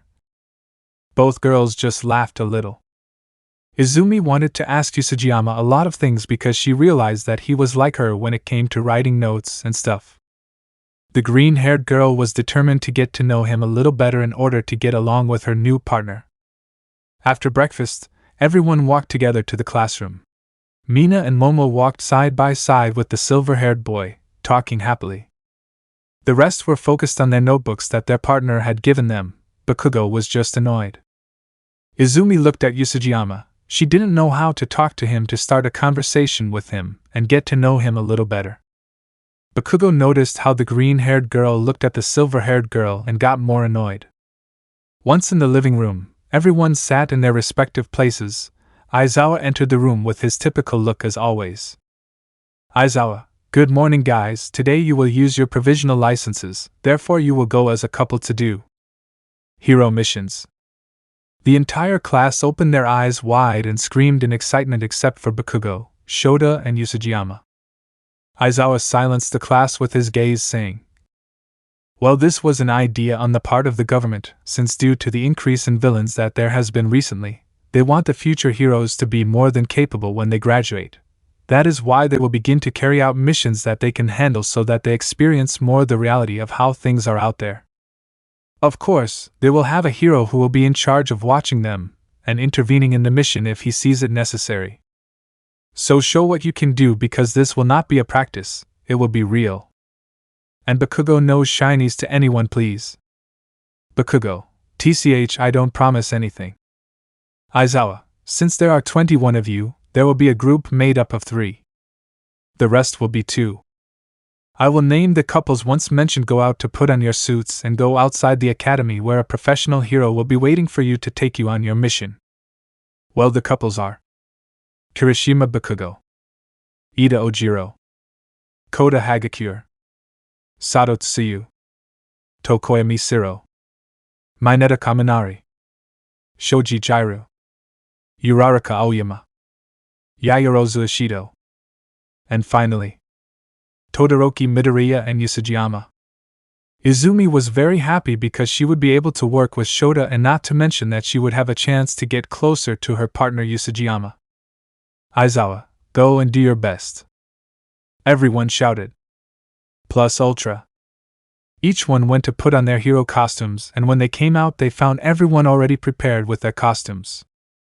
At the entrance, 10 professional heroes slowly approached. Everyone watched this with excitement. A certain silver-haired man, seeing one of the heroes, gave a slight smile under his mask, because he recognized those elongated and soft rabbit ears. "Fourth kind, Kirishima and Bakugo will come with me," he said with an intimidating aura. Endeavor glanced at his daughter, who lightly waved at him. Note: here Endeavor would have changed his attitude since the sports festival, so he made a great effort to earn his family's forgiveness. Having shown that he had changed and was sorry for all the harm he had caused them, but he still tried harder and harder to win himself over to be a better father. End of note. Endeavor, Ida and Ojiro will come with me. Ida, at your service, Endeavor-san. Kamui, Kota and Hagakure, it will be a pleasure to guide you on this mission. Gang Orca, Sato and Tsuyu will go with me. Fat Gum, Tokoyami and Siro, do your best, boys. Siro, count on it. Tokoyami, Dark Shadow and I will do our best. Rock Lock, Mineta and Kaminari, don't disappoint me. Empty Lady, Shoji and Jairu, I hope we get along, she said with a kind smile. Mirko with a big smile would say, well, Uraraka and Aoyama, step forward, you will come with me, feel lucky. The aforementioned swallowed hard upon learning that they would have to go with Mirko. Ryukyu, young ladies Yayorozu and Ishido, I am delighted to be able to guide you on your mission. I am counting on you girls. Momo and Mina would say. The honor is ours, Ryukyu-san. Finally, Hawks approached the last group, saying, "Well, I'll be your hero in charge," he said with a big smile. An hour later, we can see how Hawks and his group were flying in a black helicopter heading to a mountain. In this place, it was very cold, and it was snowing. Hawks opened the door of the helicopter and said, "We are in the exact position. In a few minutes, a long train will come out of that tunnel," he said while pointing to a huge tunnel. "Hawks, as far as we know, that train is carrying 250 passengers, and they were all taken hostage by a group of villains. The reason is because that train transports things of great value that nobody knew, not even the passengers themselves. This was a secret. But it seems that someone leaked the information to them, and they decided to attack the train. We don't know what kind of quirks they have. So be very careful, though. Their mission is to capture the villains and bring the hosts to safety. How much is it with you?" The three present stood up with their respective fall arrests. And when the train was coming out of that tunnel, Hawks gave them the signal to jump. The three of them jumped without thinking as they fell from a great height. Hawks shouted, "Do your best, Izuku." Izumi, upon hearing that name, just opened her eyes wide, saying, Izuku told him. That name is... Chapter 8, The Hostage's Rescue. The green-haired girl couldn't help but think about that name as she fell. It was a mistake for the hero Hawks to have said that name. Maybe she just imagined hearing that name. Since the green-haired girl always had her deceased brother's name in her head, she would have loved to meet him and have been able to grow up with him. Shota hadn't paid much attention to the name as the bicolor was very focused on his mission. Izuku saw how the train would be below them in a few seconds. He opened his parachute like the other two girls and they fell on the roof of the train, making as little noise as possible. One of the villains heard a slight noise on the roof of the train, so he decided to go up and check. When he peeked his face out of the train, a hand grabbed his face and pulled him up. Izuku knocked him out in seconds, saying, "You go get the other 3 cars, I'll take care of the 5 back cars." Shota and Izumi obeyed the order. Before leaving, Izuku would say in a low voice, "Don't be so cold with them, though." Shota just walked away, saying in a low voice, "He's seriously an idiot." Both girls left without wasting any time. Izuku had a few red feathers from Hawks. He placed one on the collar of the subject's clothing and threw him off the train. The subject flew at high speed. Hawks controlled that feather and directed the subject to the helicopter. "Hawks, we already have one. Izuku is really focused on his mission. I just hope he doesn't get out of control, otherwise it will be hell for his enemies." Returning to Izumi, before entering one of the cars, she sent the one for all throughout her body, saying, "Full cowl." Green rays came out of the green-haired girl's suit as she entered the train, noticing how 3 subjects were armed with weapons that had electric bullets that generated an extremely high discharge, to the point of causing more than simple damage to a person. These had been trained to knock out even heroes who were in the top 10. They were weapons that had supposedly been taken from the window. The green-haired girl wondered how they had gotten them. Izumi saw how one of the subjects was pointing the gun at a little girl's head. The green-haired girl entered, breaking one of the train's windows, surprising the 3 subjects. Without wasting time, Izumi moved at a speed greater than usual, giving a powerful kick to the man who was aiming at the girl, causing him to hit the side of the car door. And before the other 2 could react, Izumi understood his right arm, saying, "Air Force." Air bullets came out of his gloves and hit the other 2 hard, then he kicked them hard, knocking them unconscious. Izumi fell, releasing more green rays from his body. Izumi looked at the passengers, saying, "Don't worry, we'll keep you safe." She looked at the little girl who had some tears in her eyes. The green-haired girl gave her a smile, saying, "Don't be afraid, little one, my other 2 companions will stop the villains, yes." The little girl nodded her head tenderly. Izumi, having an intercom, would say, "First 2 cars secured. How are you, Shota?" The bicolor was on top of the 3rd car. She closed her eyes, remembering the advice and strategies that the silver-haired man had written down in the notebook he had given her. Shota opened his eyes and looked through one of the windows on the outside of the right-hand side of the train, noticing how there were 2 villains in that car who were tying up the passengers with ropes. The 2-colored girl kept watch as a precaution so that he wouldn't see her. One of the passengers managed to see her. Shota indicated with his index finger for her to remain silent. The bicolor, without stopping to observe, placed her right palm on the side of the train, slowly freezing it, fogging up all the windows on the left side, calling the attention of the two subjects. One of them would say, "Are they frozen?" From the inside the windows were releasing cold drops. Both subjects touched the drops that were on the windows, and at that moment the bicolor sent all the cold at high speed, causing those drops to turn into ice in seconds, freezing the subjects' arms quickly until their bodies were completely covered. Shota exhaled cold steam from his mouth, saying, "It was a complex technique to do. I had to concentrate a lot to achieve it, but the idiot's idea worked. I guess I'll thank him later." She thought better of it, and said, "No, I better not tell him anything." This one on the intercom would say, "Third car secured." "Idiot, I mean Yusujiyama, do you need help with the other bums?" She couldn't finish speaking as she saw one of the subjects exit one of the rear cars through the window. Shota, but what? Seconds before, Izuku was about to reach the last car after having defeated 5 villains who were in the previous cars. He was about to go directly to the other car when from inside the car the voices of 6 men and the crying voice of a girl were heard saying, Please don't do this in front of everyone, especially my little sister." Inside the car, the passengers were gagged and tied up. The 6 men had masks covering their faces so they could not be identified. The girl was lying on the floor with her white shirt turned open, or rather, forcibly leaving the girl's breasts exposed, who were wearing a white bra. The girl had long pale purple hair as well as her eyes. Next to her was a little girl of only 6 years old with pale blue hair, and her eyes were the same color.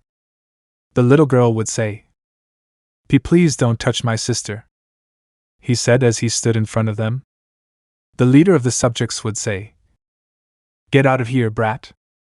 He slapped the girl hard, causing her to fall to the ground, crying in pain. Her older sister tried to help her, but the men grabbed her by the arm and turned her around so that their leader could take off her underwear. The guy was unzipping his pants, saying, "With that beautiful body, I don't think I can hold back any longer." The girl was just crying as she said, Please don't do this." Izuku, hearing all that, made a slight noise that allowed him to visualize the whole place and the scene in his mind. He kicked the door of the car hard, which flew out, hitting the head of the leader of the villains, who fell to the ground. The subjects turned around, but their eyes opened wide as they saw a silver-haired man centimeters away from them, spinning his leg about to hit them. Izuku kicked them in great anger, knocking out 2 of them. When the others saw them, they aimed at him and shot him. He applauded, exchanging places with one of the men, causing his own shots to hit them directly, leaving them electrocuted and seriously injured. Izuku turned around listening to their leader stand up saying, "Curse." He turned around to see that a kick was centimeters away from his face and hit him squarely, sending him out the train window. At the moment, "Izuku, don't be afraid, everything is under control, we are heroes." He showed them his provisional license, relieving the passengers. The silver-haired man took off his mask and lifted his blindfold, revealing his emerald eyes. He approached the little girl and said, "Don't cry anymore, you are very brave to protect your sister. What is your name?" The green-haired boy had a look that calmed the little girl. She would say, "Asumi." "Izuku, what a nice name, Asumi. My name is Izuku and I am very proud to see how you protected your sister. Tell me, don't you want to be a heroine when you grow up?" The little girl nodded her head tenderly. Izuku grabbed her hand, saying, "Then I'll wait for you, Asumi. I promise to see you when you become a heroine. So please continue to be so brave and protect your older sister, yes." He gave her a warm smile, and when she saw that smile, the little girl wiped away her tears, saying, "Yes, Izuku-san." "Izuku, perfect. Until then you must study hard, listen to your sister, and above all you must eat well so that you grow healthy and strong." "Asumi, yes."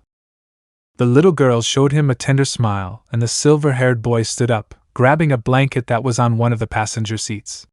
Before turning around, I covered his eyes again. Izuku turned to the other girl and wrapped her warmly in the blanket, saying, "I'm sorry, If I had arrived earlier, you wouldn't have had to go through all this. The girl was about 18 years old and had tears in her eyes and broke down crying, saying, "I was scared." Izuku hugged her comfortingly, saying, "Don't worry anymore, you're safe now, you were very brave to endure all this." The girl was crying in the freckled boy's arms. Izuku would say over the intercom, "5 controlled cars under control, safe hosts, mission accomplished." Izuku put his mask back on as he comforted the girl. An hour later, we can see how the train had arrived at a station in a small town. We can see all the passengers outside the train hugging their family and friends who were waiting for them at the station. At the side of the train was the helicopter that Izuku and company had arrived in. Hawks had the villains tied up and immobilized at his side. There were 17 subjects in total. This was a small organization of villains that had been sought for a long time, but they were like ghosts. They disappeared and could not be found again until now. Hawks, well done guys, you captured the villains without any hostages getting hurt. It's time to go back. You guys get on the helicopter that will take you to the academy. I'll stay here until they send the armored truck that will be sent to transport these guys to the Tartaro's maximum security prison. The boys agreed. Shota and Izumi went up. Izuku was about to go up when the 2 sisters he had saved stopped him to thank him for everything. They had bought her a small basket with dorayaki inside as a thank you. Izuku, somewhat embarrassed, accepted. Both sisters gave him a big hug, saying, "Thank you, you are our hero." As they parted, they both gave him a kind smile and walked away from him. Izuku stood watching them as they arrived and were hugged by their parents. He showed a slight smile under his mask and got into the helicopter, which slowly began to fly. Hawks from the ground showed them his thumb up. This good as Izuku threw something at him. He caught it, seeing that it was a dorayaki. Izuku by Hawks. Hawks just smiled slightly, saying, "Bye guys." In the helicopter, the silver-haired man handed them the basket, saying, "Do you want?" Izumi took one out, saying, "Thank you, Isujiyama-san." Shota just looked at the silver-haired boy and looked away. "Izuku, cold girl, aren't you going to take one out?" Shota, stop calling me that, idiot. Izuku, so you want one? Shota took out a dorayaki, saying, "Thank you." Izumi just watched the scene, noticing how Shota had changed a lot since the first time they met. Izuku, I wonder how the others are doing, especially those who left with Mirko One-san. Izumi, those who left with Mirko-san were Shota, Uraraka and Aoyama. Izumi, I hope everything goes well for you. Izuku, by the way, Midoriya, that's what some people call you. I noticed that you're using kicks. You should ask Mirko One-san to train you. Izumi, WLI. Shota, she is very shy to ask things from others. Izumi, oh, of course I'm not like that, Todoroki-san. Izuku, I know, you have the weekend free, right? Then I'll take you to the agency so she can train you. What do you think? Izumi, why you would really do that for me? Izuku, of course, everyone can improve, and now we're partners, so we have to help each other as much as we can. Izumi, you're right. Izuku, well then this weekend I'll take you to Mirko's. Meanwhile, Endeavor took his 2 students on his mission. He would say in his thoughts, "The boy who was wearing the mask is. If my instinct can't fail me." Chapter 9. The 4 ways to activate my quirk. Is Isujiyama unreachable? While they were in the helicopter, the silver-haired man took a bite of his dorayaki, saying, He bit into his dorayaki again, saying, Oh my. Shota and Izumi just looked intrigued by the way he was, his personality, if you could say that his personality was not completely defined. Shota, by the way, idiot, thanks. Isujiyama, idiot? I see that's how you're going to tell me. I guess it's okay, then I'll just be your idiot. But why are you thanking me? I don't remember doing anything for you, he said while putting a hand to his chin, somewhat confused. Upon hearing those words, Shota barely had a blush that was almost imperceptible and difficult to notice. She looked away to the side with her almost neutral gaze, saying, For the notebook you gave me. Well, I think it helped me a little. Shota herself was not very sincere, and she did not want to admit that the strategy her partner had written down in the notebook had been very useful, since she had never imagined using her quirk in that way. Yusujiyama, wow, I didn't think you could be grateful. I honestly thought you were cold in every way. Shota, of course I can, idiot, and I'm not cold, she would say something annoying. Izumi just laughed a little but couldn't help but look at her partner. She was intrigued to know what his eyes were like, what his face was like behind that mask he was wearing. Truth be told, she wasn't the only one who was intrigued by that. The entire Class A was intrigued to see the face of their new partner. Well, except for a certain bicolor who didn't care. Honestly, she only saw him as an idiot who bothered her and nothing more. But what she did have to admit was that he was strong, so much so that he defeated them all in a single fight. Yes, he knew how to move and create strategies instantly. He honestly seemed to be untouchable like third-year Mirio Togata. Well, Class A had already faced Mirio and had lost colossally. Izumi, Yusujiyama-san, The green-haired girl was nervous. Yusujiyama, oh, what's wrong? He asked while eating another dorayaki. Izumi, well. Yusujiyama, do you want another dorayaki? She asked as she handed him the basket for another snack. Izumi, that's not it, but thank you. Well, I think you were great when you fought with all of us. Your quirk honestly seems curious and intriguing to me, I would say very excited. Shota in his thoughts would say, I see that Midoriya is still the same as always when it comes to a quirk, he gets very excited. Yusujiyama listened as his partner spoke very excitedly about his quirk. Izumi, you looked great when you were so calm. I couldn't stay calm under so much pressure. The way you change with others is amazing. I was thinking about what you said. I don't need to clap to activate my quirk. I kept thinking about how you turned it on so much that I couldn't sleep the night before. The green-haired girl had started talking non-stop, saying many things. The silver-haired girl had a drop of sweat on her head and he would say, Please don't praise me too much, it's not that big of a deal. Izumi, I'm sorry, I got carried away, I replied, very sorry. Yusujiyama, I already noticed it. Tell me, did you come to a conclusion about how I activated my quirk? Shota paid attention to the green-haired girl to see what she would answer. Izumi, yes, well, I have 3 ideas of how I think you can activate your quirk. Yusujiyama, huh? Really? Tell me, I would love to hear them. Izumi, oh yeah, well, the first one is that you can change with the snap of your fingers. Yusujiyama, HMP, please keep saying more. Izumi, the second is that you can change using your voice. Shota, somewhat confused, would say, his voice? Yusujiyama, what your partner means is that if I say change out loud or softly, that's when my quirk activates, right? Izumi nodded her head. Yusujiyama, and the third one is? Izumi, well, it's almost the same as the second one, meaning that just by thinking about the word change, you can easily activate your quirk. Did I get it right? Yusujiyama, you certainly did. All 3 of your ideas are correct. Both Izumi and Shota widened their eyes in surprise. The green-haired girl was about to speak, but her partner responded.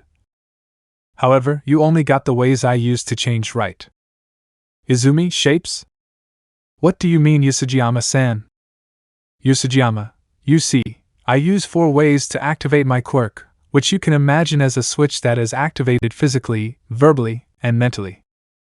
Shota, explain yourself. Yusujiyama, the first way I use to activate my quirk is clap.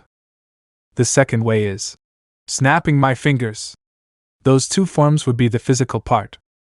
The third way to activate my quirk is through voice. When I say the word change, my quirk is activated. The fourth way is to mentally say the word change. Those are the ways I can activate my quirk. Although there are actually 5 ways, the last one is the most problematic of all that I had to deal with since my quirk first manifested. But I already told you that way. Both Izumi and Shota were surprised. Izumi, have you told us yet? When? Yusujiyama, that will be a secret, you must remember. Izumi, huh? Please tell us, Yusujiyama-san. Yusujiyama. I know you can remember, it's not difficult, but you are very smart, Midoriya. You were able to discover 3 of the ways I used to activate my quirk. You are undoubtedly amazing, and I will have to be more cautious knowing that you can say a lot just by looking at me. Izumi only had a slight blush because he was praising her. She was somewhat embarrassed and said, Thanks. Yusujiyama, good. He lay down on one of the helicopter seats saying, I'll get some sleep, so don't bother me. Izumi and Shota just watched the scene with a drop of sweat. Meanwhile, we can see a pink-haired girl who was suspended in the air. Below her there was a subject who had both hands extended towards her. That guy, from the tips of all his fingers, began to shoot a rain of bullets made of a strange metal that were deployed at high speed towards the pink-haired girl. Mina, Acid Man. This created a large amount of acid that took an anthropomorphic form that covered her body, causing those bullets to dissolve in seconds when they came into contact with her acid. Subject, but what? Mina, now Yamamo. The pink-haired girl exclaimed. On the roof of a building was a certain black woman with a kind of cannon rifle, aiming at her target. Momo, petrifying bullet. The brunette fired a peculiarly shaped bullet that hit her target in the leg. Upon contact, the bullet deformed into a sort of gray mass that enveloped the subject's entire body, leaving only his neck and head free. That mass turned to stone in seconds, acting like a stone prison, leaving the subject immobile. Momo, we did it. Ryukyu watched from a separate place, noticing how both girls had prioritized the damage by having that guy attack them in the air. But the strategy they had made had undoubtedly been a shot that would have given him victory no matter who his rival was. Ryukyu, they are amazing, he would say with a slight smile. Meanwhile, a certain rabbit was thinking about the freckled boy, somewhat upset for not having been able to hug him. She looked back at where her students were lying on the floor, completely exhausted. Mirko, come on, stand up as soon as possible and you were able to complete your mission. Aoyama was holding his stomach and the brown-haired girl was vomiting in a secluded place, so to speak. Both partners would say, This is what Yusujiyama had to endure all his life. This is definitely hell. Mirko, let's stand up, don't be weak.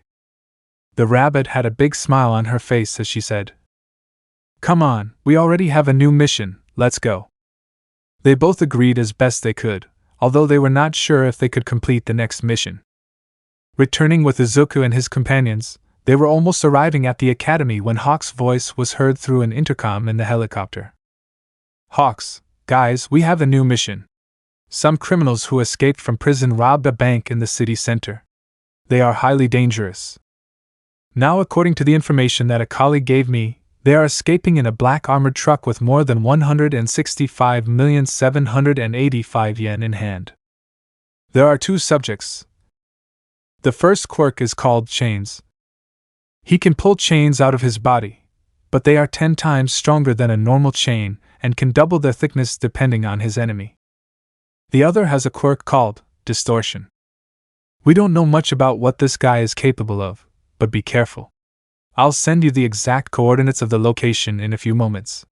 I wish you luck.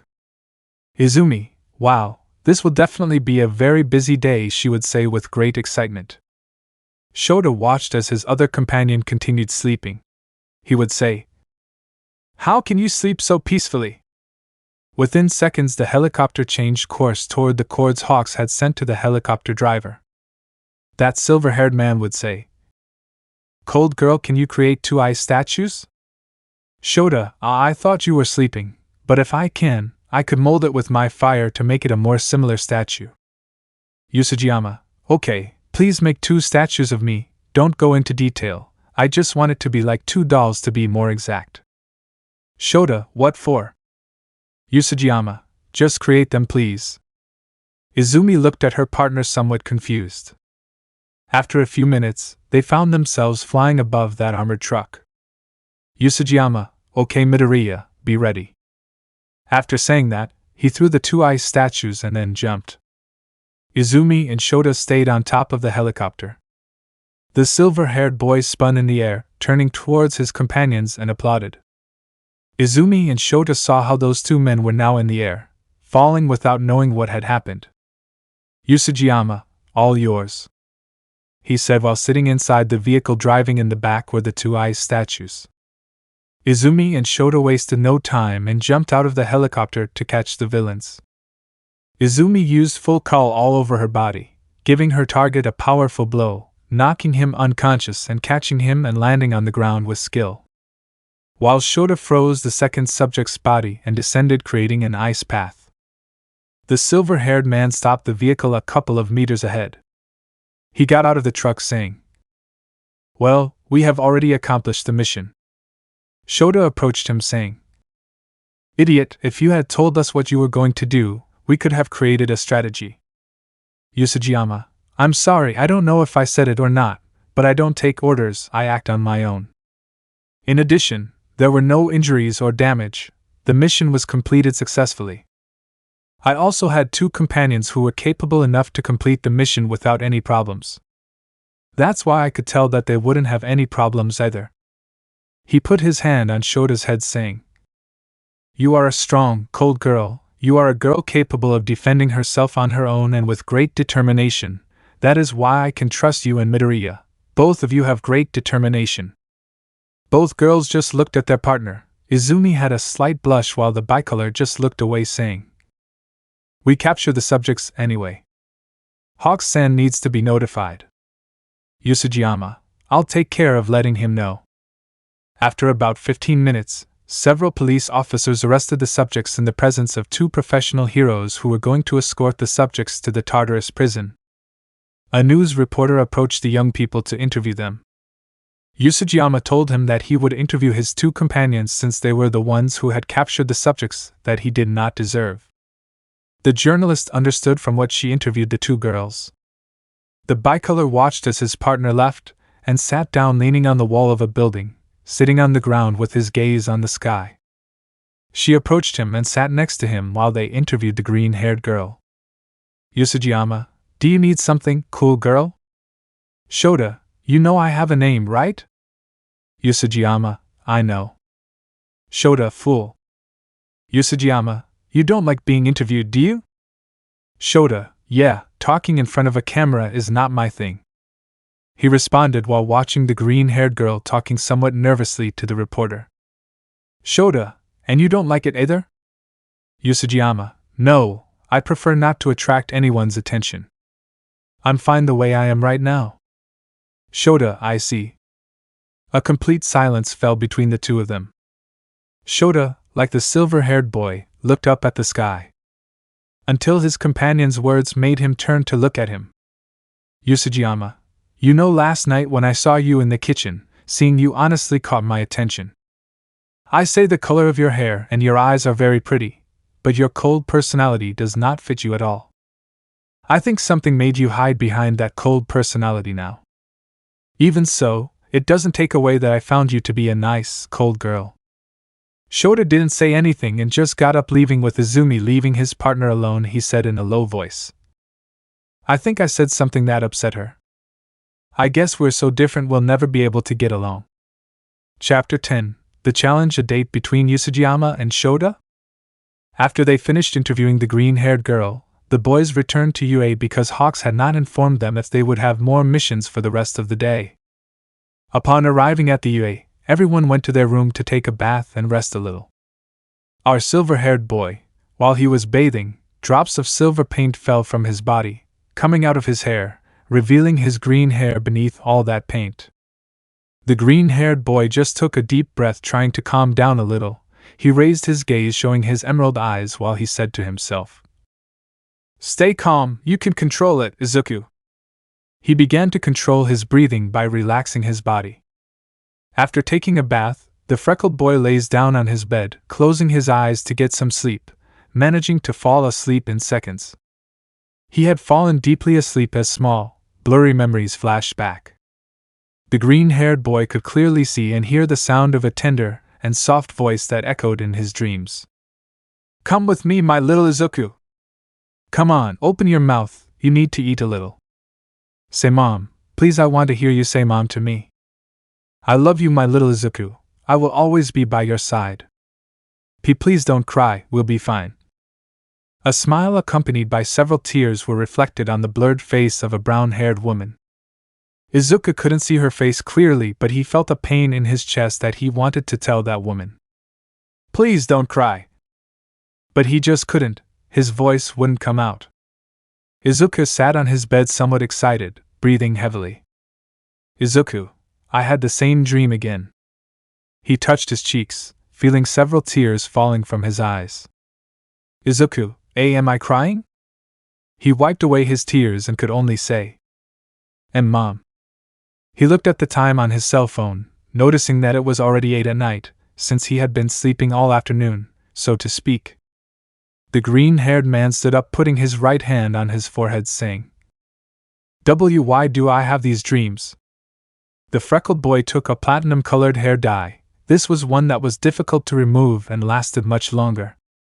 Without thinking, he dyed his hair the platinum color he always wore. After dyeing it, he took his black bandages and wrapped them around his eyes, bandaging them again and standing up.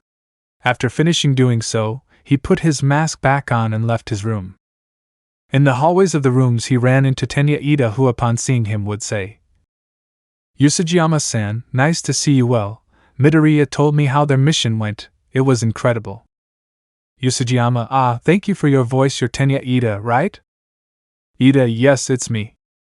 Yusujiyama, and how did it go for you?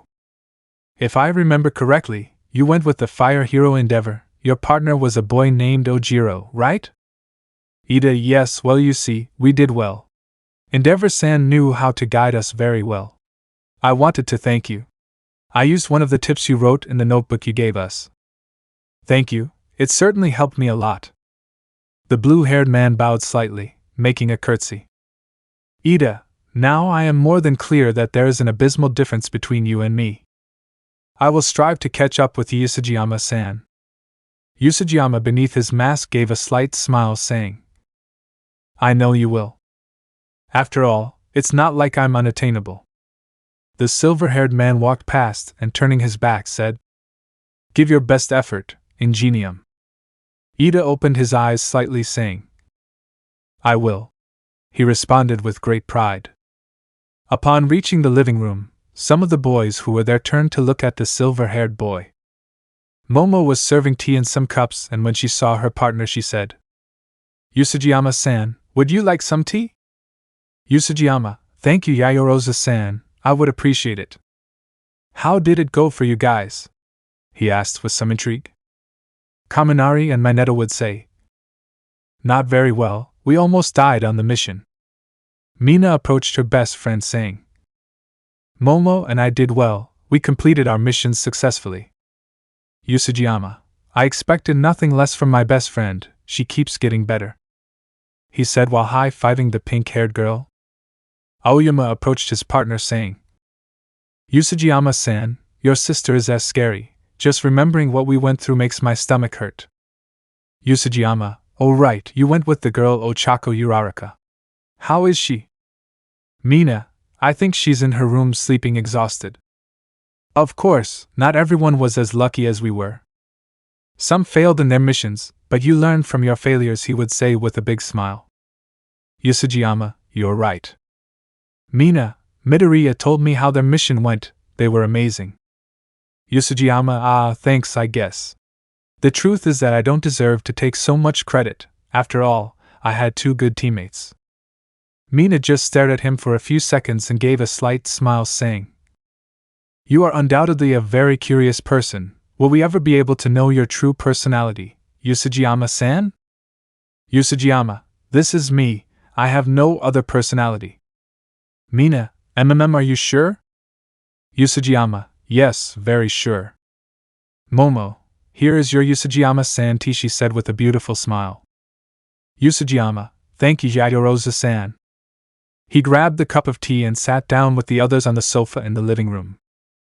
Izuku took off his mask to everyone's surprise, who saw that like a certain green-haired girl, he had freckles on his cheeks. Momo, do you have freckles? Yusujiyama, did you say something Yaoyorozu-san? Momo, your cheeks have freckles just like mine, Izumi. Yusujiyama, I've had my freckles since birth, he said while giving a slight warm smile. Such a smile made a certain ebony and pink-haired girl blush slightly. Momo, can we see your eyes, Yusujiyama-san?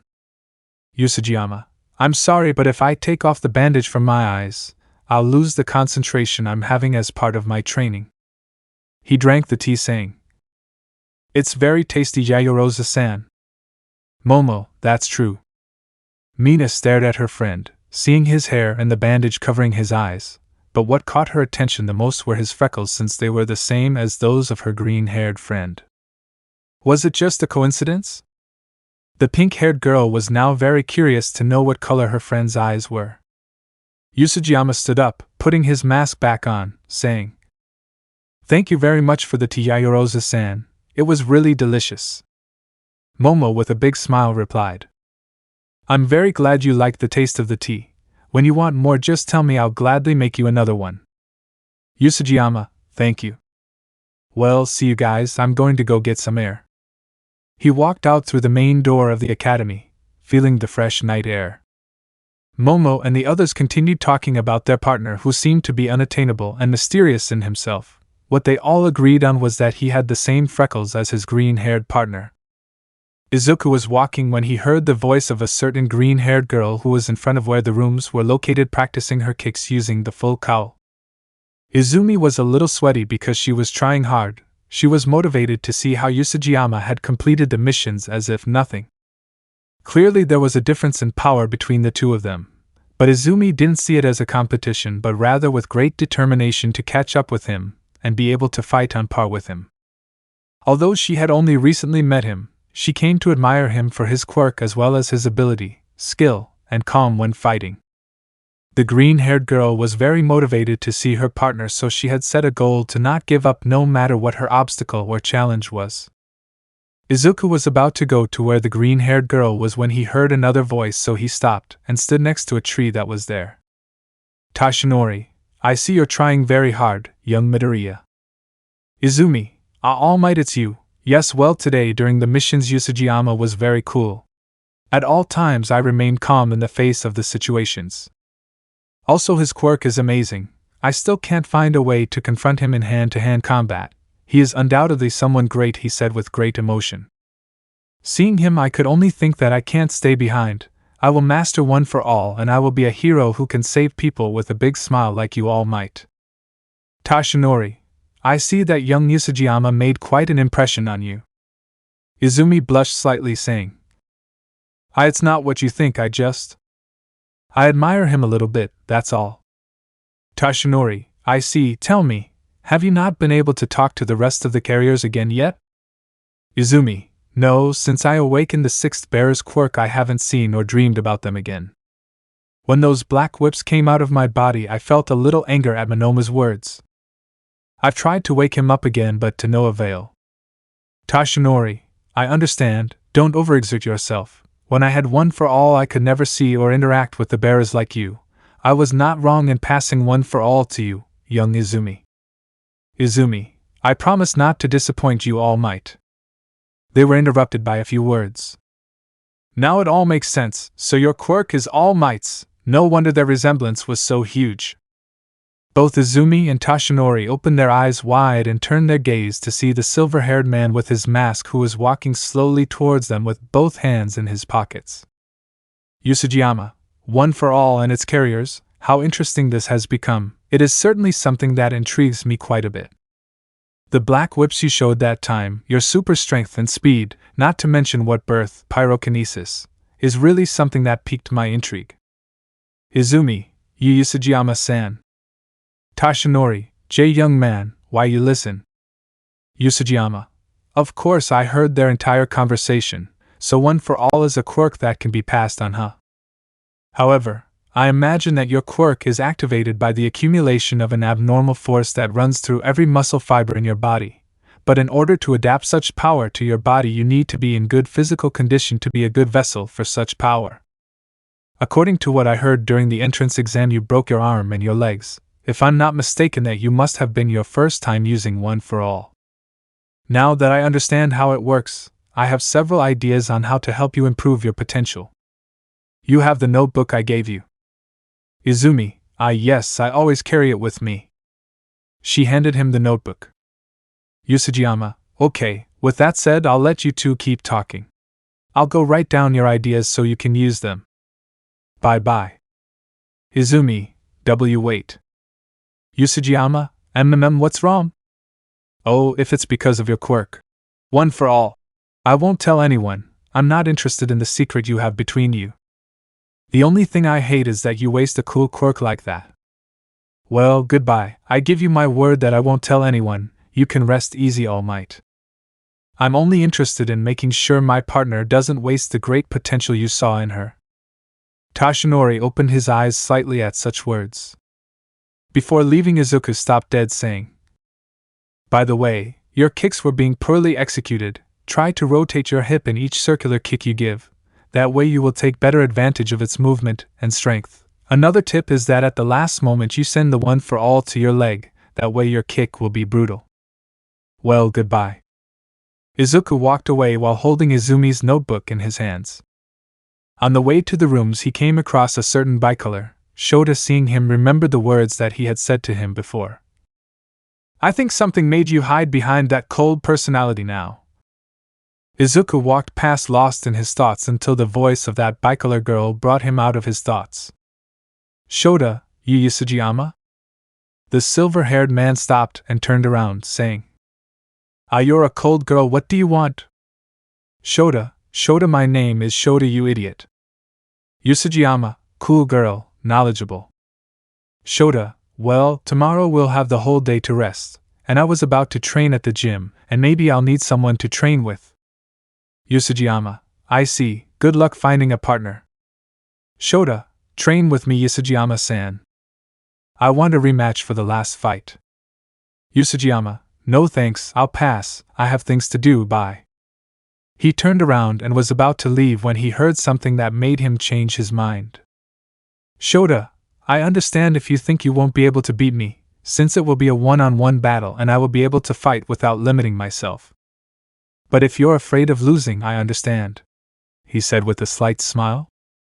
Yusejana turned around, saying, Okay, I agree to be your training partner, but if I win you will go on a date with me. Shota opened his eyes slightly and a light blush took over his cheeks. Shota, why should I go on a date with you? Yusujiyama, this will only happen if I win, don't tell me you lost that confidence you had a moment ago. I don't blame you since I'm your rival. Shota, I accept, but if I win, you'll have to take off your mask and blindfold for the rest of the year. What do you say, you accept? Yusujiyama walked over until he was face to face with her, saying, I accept. Shota just looked at the eyes of this mask with a slight blush and nervous to have him so close, even if he didn't seen it. Chapter 11, I won, you are the same as me. Yusujiyama beneath his mask gave a slight smile, saying, Well, see you tomorrow, cold girl. I'll go to my room, I have things to do, I'll also think of a place for our date. Shota, why you feel very confident of your victory, right? Don't think you'll beat me so easily this time. Yusujiyama turned around, saying, I hope so, if you at least manage to touch me during the fight I will automatically give you the victory. See you tomorrow at 9 o'clock at the gym. I'll wait for you there, rest well, cold girl. He walked away, leaving the bicolor girl quite nervous, as it had been while since she had a boy so close to her face. Although she showed an expressionless face, she was nervous inside. Meanwhile, Izumi was now heading to her room after finishing her training and talking to All Might. The green-haired girl was thoughtful about her partner's behavior and how he now knew the secret about One for All. But what surprised her was the calm and serene voice she had shown. She herself had initially been surprised to learn about One for All, but she had only taken it without importance. In fact, she was willing to help her improve her potential. What the green-haired girl had to admit was that in a matter of seconds she had figured out how One for All worked, and that surprised her quite a bit. Something in her told her that Yusujiyama wouldn't say anything about One for All, since he didn't show any bad intentions in the tone of his voice or in the way he acted. Returning to our protagonist, he was sitting writing in that notebook some ideas on how his partner could improve his potential. now knowing how it worked. The freckled boy imagined in his mind several strategies that he could apply with his quirk to make the most of it in each fight. He also thought of a training routine for his body, since that way he could extract more power from his gift. Izuku, without a doubt the world is full of very intriguing quirks. Anyway, I will continue writing a little more. He had removed his mask and bandage, leaving his emerald eyes exposed, his concentration at its maximum. Izuku, without a doubt my training paid off, now I have greater concentration at all times. But I still have a bit of trouble controlling it.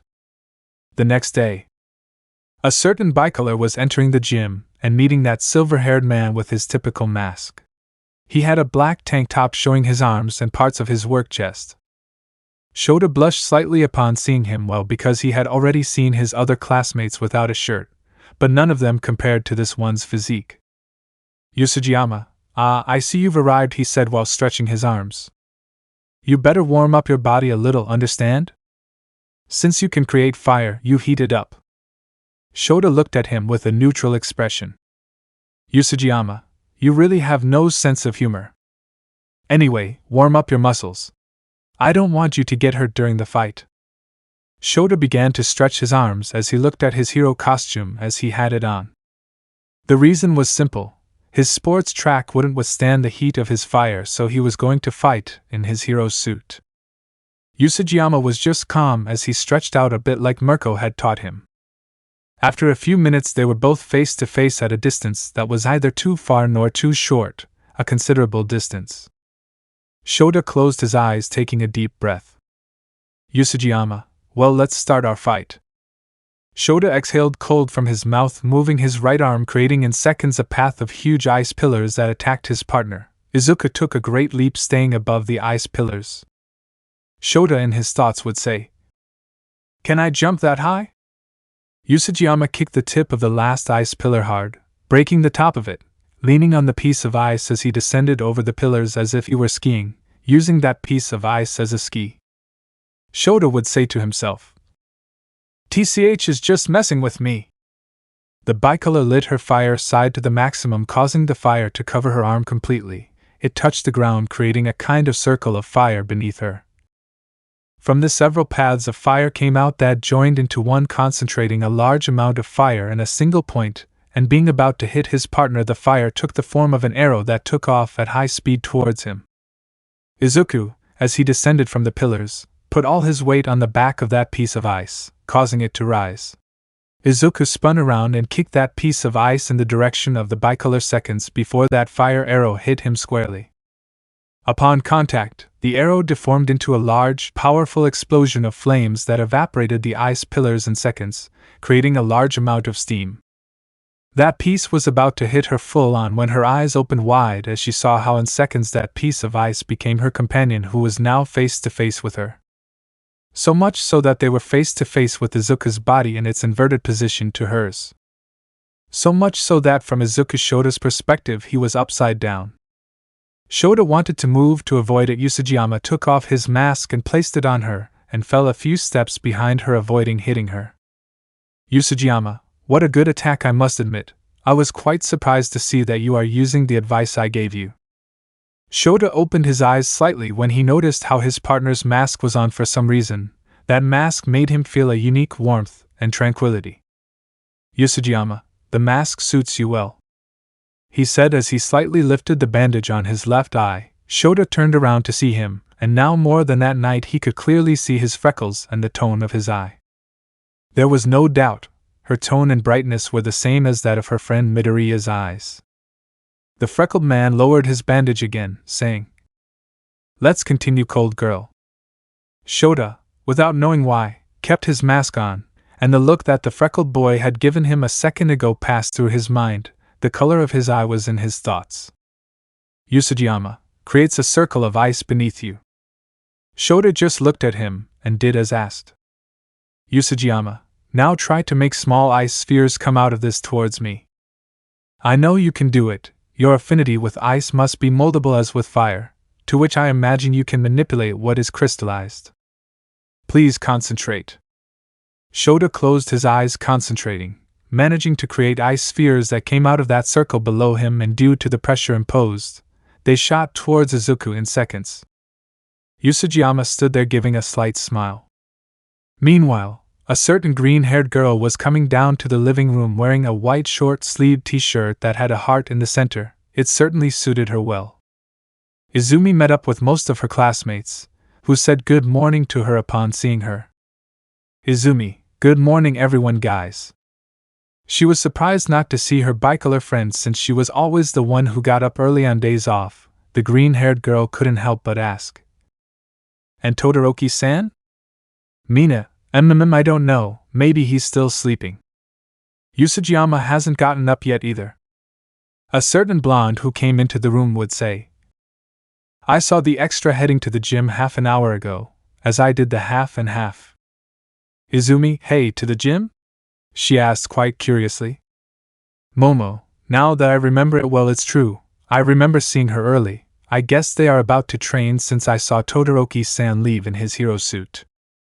And it would make sense since his tracksuit wouldn't support his strong side. A great tremor was present, alerting all the boys. They all went to look out the window, and their eyes opened wide when they saw a huge ice pillar of colossal size coming out of the gym. Izumi and the others could see how their partner Yusujiyama was in the air with his arms in the shape of an mine, Yusujiyama-san. Class A could see in seconds how that bicolor came out wrapped in fire, placing herself above her companion.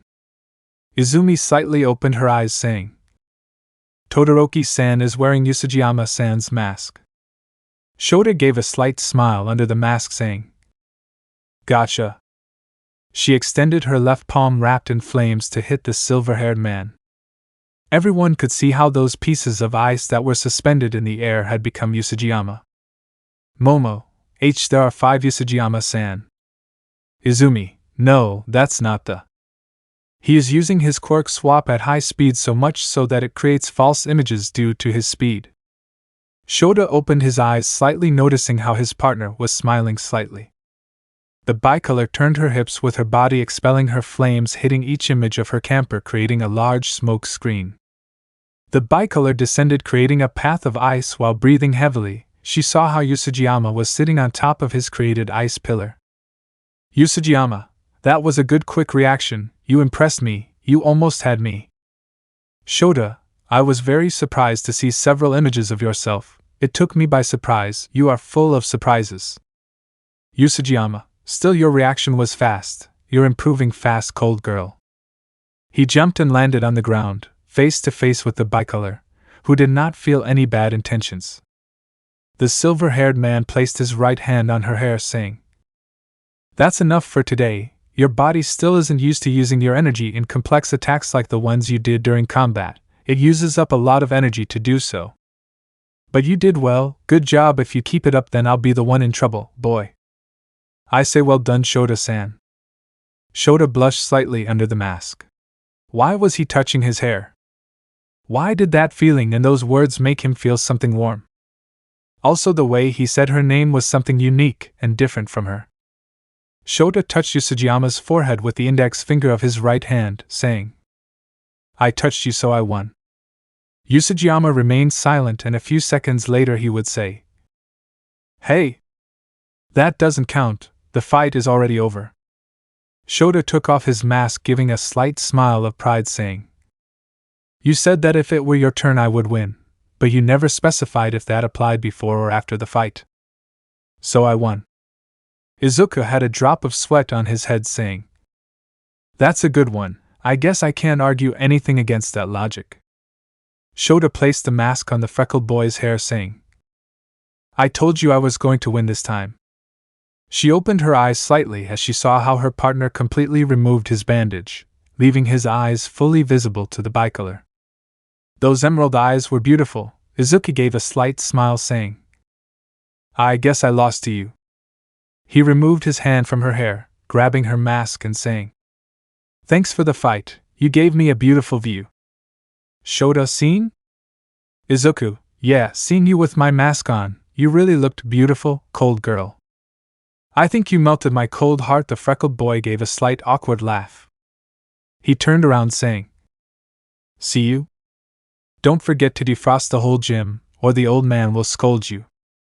A voice would say. Who are you calling old Yusujiyama? Izuku saw Aizawa standing at the entrance of the gym. Izuku, dude, you must have heard wrong. Clearly I said Aizawa-sensei. Aizawa wrapped it with his ribbons, saying. You try to see my face. Izuku, well, let's say that now I see his face for the first time.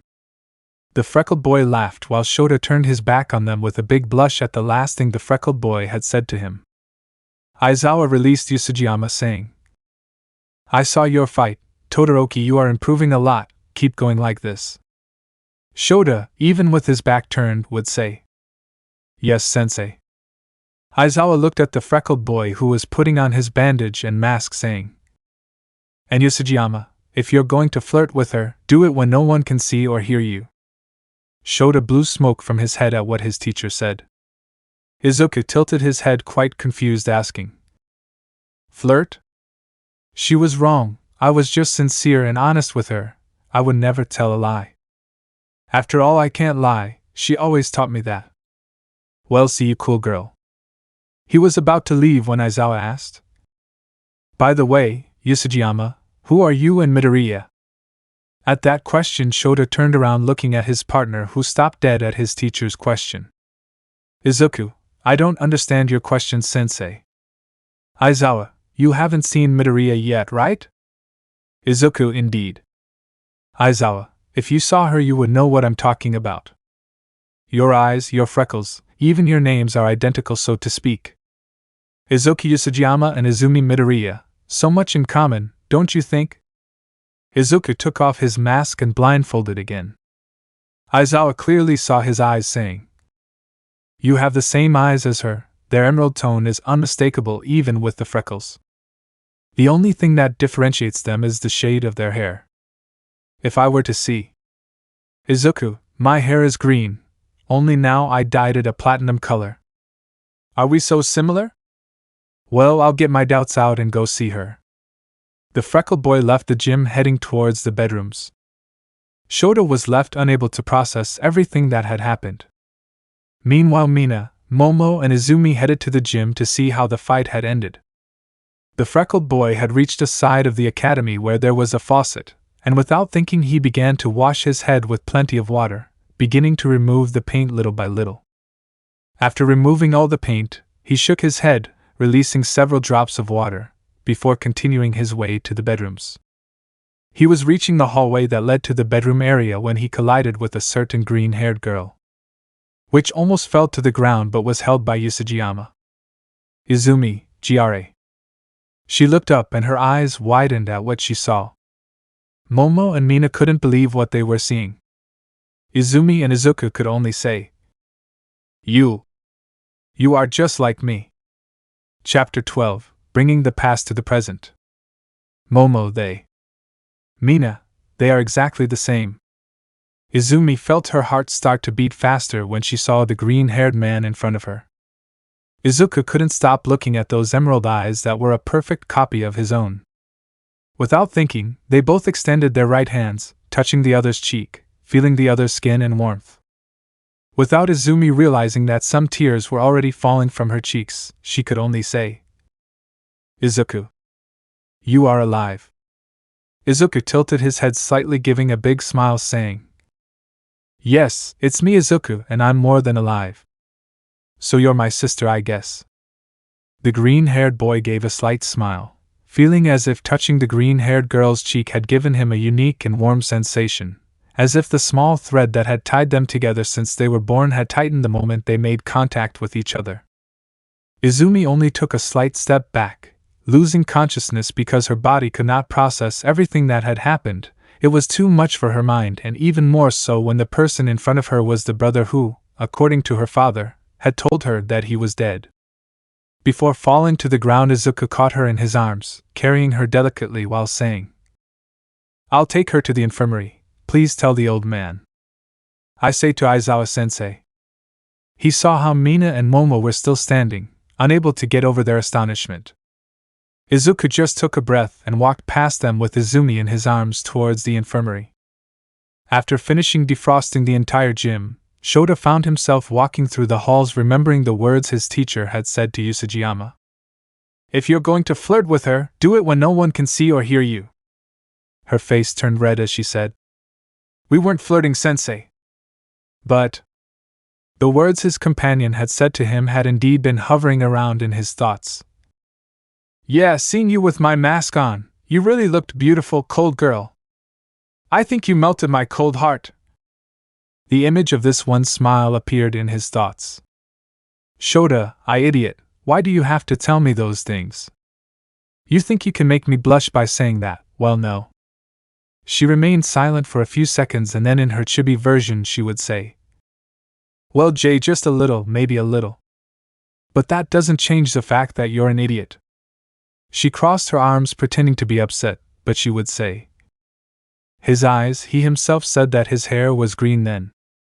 There is no doubt they must be brothers, but Midoriya never mentioned anything about having a brother. Why do I have to think about them now? Whatever happens to that idiot's life, I don't care. But Midoriya is my friend, so I'll ask her. Yes, I will do that.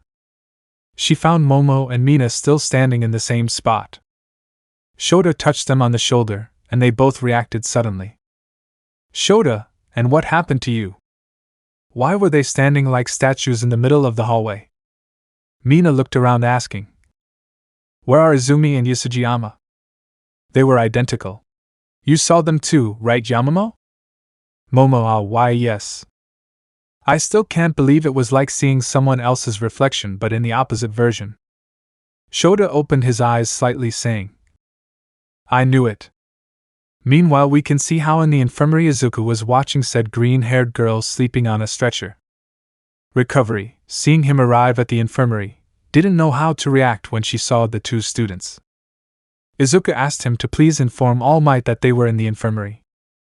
After a few minutes we can see how Toshinori entered the infirmary breathing heavily, because when he heard what Recovery told him, his eyes opened wide in surprise and without thinking he ran towards the infirmary. When the blonde arrived, he was undoubtedly speechless when he saw how Usujiyama was definitely identical to his successor. Izuku, oh, you finally arrived. Please take a seat, All Might. We need to talk, he said as he put on his black bandage covering his emerald eyes again. Toshinori, how? Usujiyama, I don't know, I also can't believe everything that's happening. Toshinori, but you have a calm expression. Izuku, this is not my surprised expression at all. Toshinori had a drop of sweat on his head saying, I see. Izuku, we'd better wait until she wakes up so we can talk a little more in depth about all this. And also, in the halls of the UA we can see how a certain beautiful rabbit was walking with great authority and a serious look. After about 7 minutes, both All Might and Izuku could see how that rabbit entered the room. Toshinori, Miss Mirko. Izuku stood up and before he could say anything Rumi approached him and wrapped her warm arms around him in a tender hug saying, I can finally hug you again, Izuku. Izuku, sister, please. Mirko, I don't care who sees us. She, while still hugging him, would say, Good morning, All Might, so. She looked at the green-haired girl sleeping saying, I guess this day had to come eventually. Izuku, did you know something? Mirko, not much, but when I saw her at the sports festival it was more than clear that you and she were identical. Once she wakes up I will tell the story of how you came into my life. Izuku removed the blindfold from his face and looked into Rumi's eyes, noticing a faint sadness in his sister's eyes. All Might could also notice that sadness. After about 5 minutes that green-haired girl began to open her eyes slightly, noticing how she was in the infirmary. She remembered the last thing and Izuku sat up suddenly saying, Izuku, where is? She couldn't finish speaking when she saw All Might, Mirko and Izuku in front of her. Izuku, please calm down a bit. Izumi nodded her head slightly, saying in a low voice, I don't understand, did you die when you were born or well that's what Dad told me? He said in a sad tone of voice. Mirko, please tell us clearly what your father told you. Izumi, when our mother Inko Midoriya was pregnant with twins, that is, us 15 years ago, but when she gave birth, according to what Dad told me, within minutes of you being born, your heart rate stopped and you died, leaving me as the only one left alive. All these years I have carried this sadness in my heart of not being able to meet our mother or my brother. There wasn't a day that went by that I didn't think about what my life would have been like if you had been alive." All Might just looked at the sad look of his successor. Mirko listened attentively to her words. Izuku for his part was silent without saying a single word. "Izumi, that's why when I saw you without your mask, seeing your eyes I couldn't help but feel happy. For a second I thought I was dreaming but—" Her voice began to break as tears fell from her cheeks, Izumi drying them with her hands. The green-haired boy separated from Mirko, and without thinking he tenderly hugged the green-haired girl, holding her against his chest, saying, "Can you hear it? Izumi, listen to what?" she asked as she buried her face in the freckled boy's chest while she couldn't hold back her tears. "Izuku, my heart beats. Izumi, I hear it clearly. Izuku, you're not pointing, I'm alive, please don't cry. You don't have to carry that sadness. Sadness damages your beautiful soul, in the saddest moments smile. There are people who serve out their lives on this earthly plane, and sometimes they leave without us being able to say goodbye to them. And that is what hurts us the most, but always smile because the person you lost will be able to rest in peace knowing that you will be okay, and that you will not blame yourself for something that could not be avoided. Think about how your mother would have liked to see you, what she would have wanted. To carry sadness or to see yourself smile at every stage of your life? Which option do you think she would have wanted? Izumi, Izuku, she would have wanted to see you happy no matter what. After all, she would have preferred to give her life to you rather than to lose you. That is a mother's love. So please smile, Izumi." Those warm and truthful words echoed throughout the room and in the hearts of everyone present. Mirko, without knowing the reason, was shedding tears, while watching the scene of Izuku hugging his sister. Izumi let out the cry she had held back for so long as she hugged her brother tightly, who was now there for her. After about 10 minutes the green-haired girl calmed down a bit. "Mirko, it was an afternoon when I had left high school heading home, passing through a dark alley when I heard a woman's voice calling me. I turned around and saw her with her clothes covered in blood and you in her arms. She gave you into my arms asking me to care for you and protect you. When I had you in my arms I don't know how to describe it, but I felt like something in that second brought us together so much that same day I would have given my own life to protect you from any danger. When I wanted to help the woman with her wounds she had simply disappeared. No matter how much I looked for her in that alley, I couldn't find her anywhere. You were only 3 years old when I held you in my arms, your little hands touched my ears and my nose. Your eyes shone so much that I couldn't stop looking at them, your freckles, your curls. Without a doubt that day you came into my life, to change it and make me happy. If I remember correctly, that woman's hair was CA. Izuku, it was brown, right?" he asked while hugging Izumi who was looking at Mirko attentively. Mirko, yes, how did you know? Izuku remembered that dream he had saying. While I guessed. Mirko, knowing him well, knew that he was lying to him, so he let it go for the moment. Since then, Shia and I have taken care of you like our brother. I swear that I will never regret having taken you into my arms that day. I never wanted to tell you this myself. I didn't think it was necessary, because I was afraid that this would hurt you.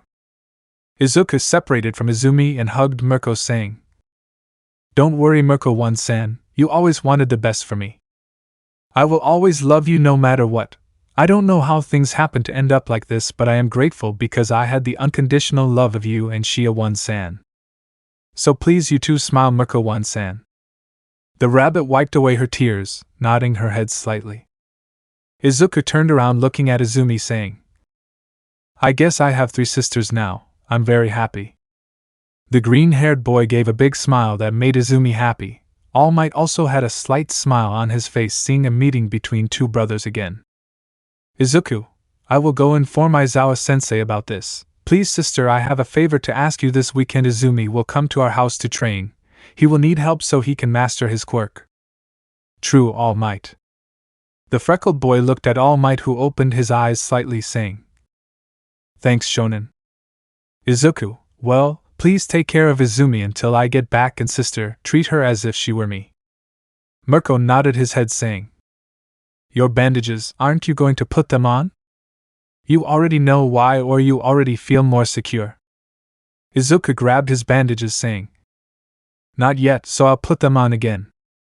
The freckled boy, after putting on the bandages, left the room, colliding with a certain bicolor who was waiting outside the room. The bicolor almost fell, but the freckled man took her by the waist, holding her against him so that she was close to the other. Shota blushed slightly as he stood near this one. "Izuku, but she's my cold girl, what are you doing here?" "Perhaps you were looking for me." Shota separated from him, and with a neutral voice answered, "Not even if you were the last boy on the planet I would look for you. I would prefer to be alone 1,000 times. Izuku grabbed his chest, saying, "Oh my heart, how you love being so cold with me, right? But still, your cold is warm." He smiled as always. Shota turned around with his face very flushed when he saw that smile. "Izuku, Izumi is inside if you're worried about her coming in. I will go see the sensei to explain everything to him." The freckled boy turned around and started to walk away from her. The bicolor boy watched his back as he walked away from her. She felt his mask rest on her head. Shota took it in his hands while watching him slowly walk away. Without thinking and without knowing why, the bicolor said, "This Saturday." Izuku stopped dead in his tracks and turned around, asking, "What's this Saturday?" "Shota, I might not be doing anything this Saturday, so maybe I could go out for a walk with you." Izuku gave a slight smile, saying, "So you really wanted to go on that date, right?" Shota, "Oh, of course not. I said go for a walk. I never said it would be a date. Don't get me wrong. I don't like you. It's just to thank you for helping me train, that's all, you know." "Izuku, I'll be waiting for Saturday to come so I can go for a walk with you. If my return for helping you train is being able to go for a walk with you, that is more than enough to want to always help you."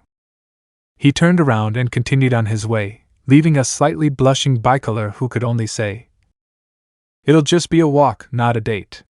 Got it?" Izuku, yes, my cold girl." The freckled boy just let out a small laugh as he walked away from her. Meanwhile, in the prison known as Tartaro's, deep inside it, in one of the cells, we can see a man who was chained at the feet and wrists. On his neck he had a kind of necklace with a red light in the middle of said artifact that if he tried to remove it immediately he would be electrocuted, feeling the worst pain possible. Such artifact completely cancelled his quirk. But that man had no trace of any intention of wanting to leave that prison. In his eyes you could only see the great guilt that he carried.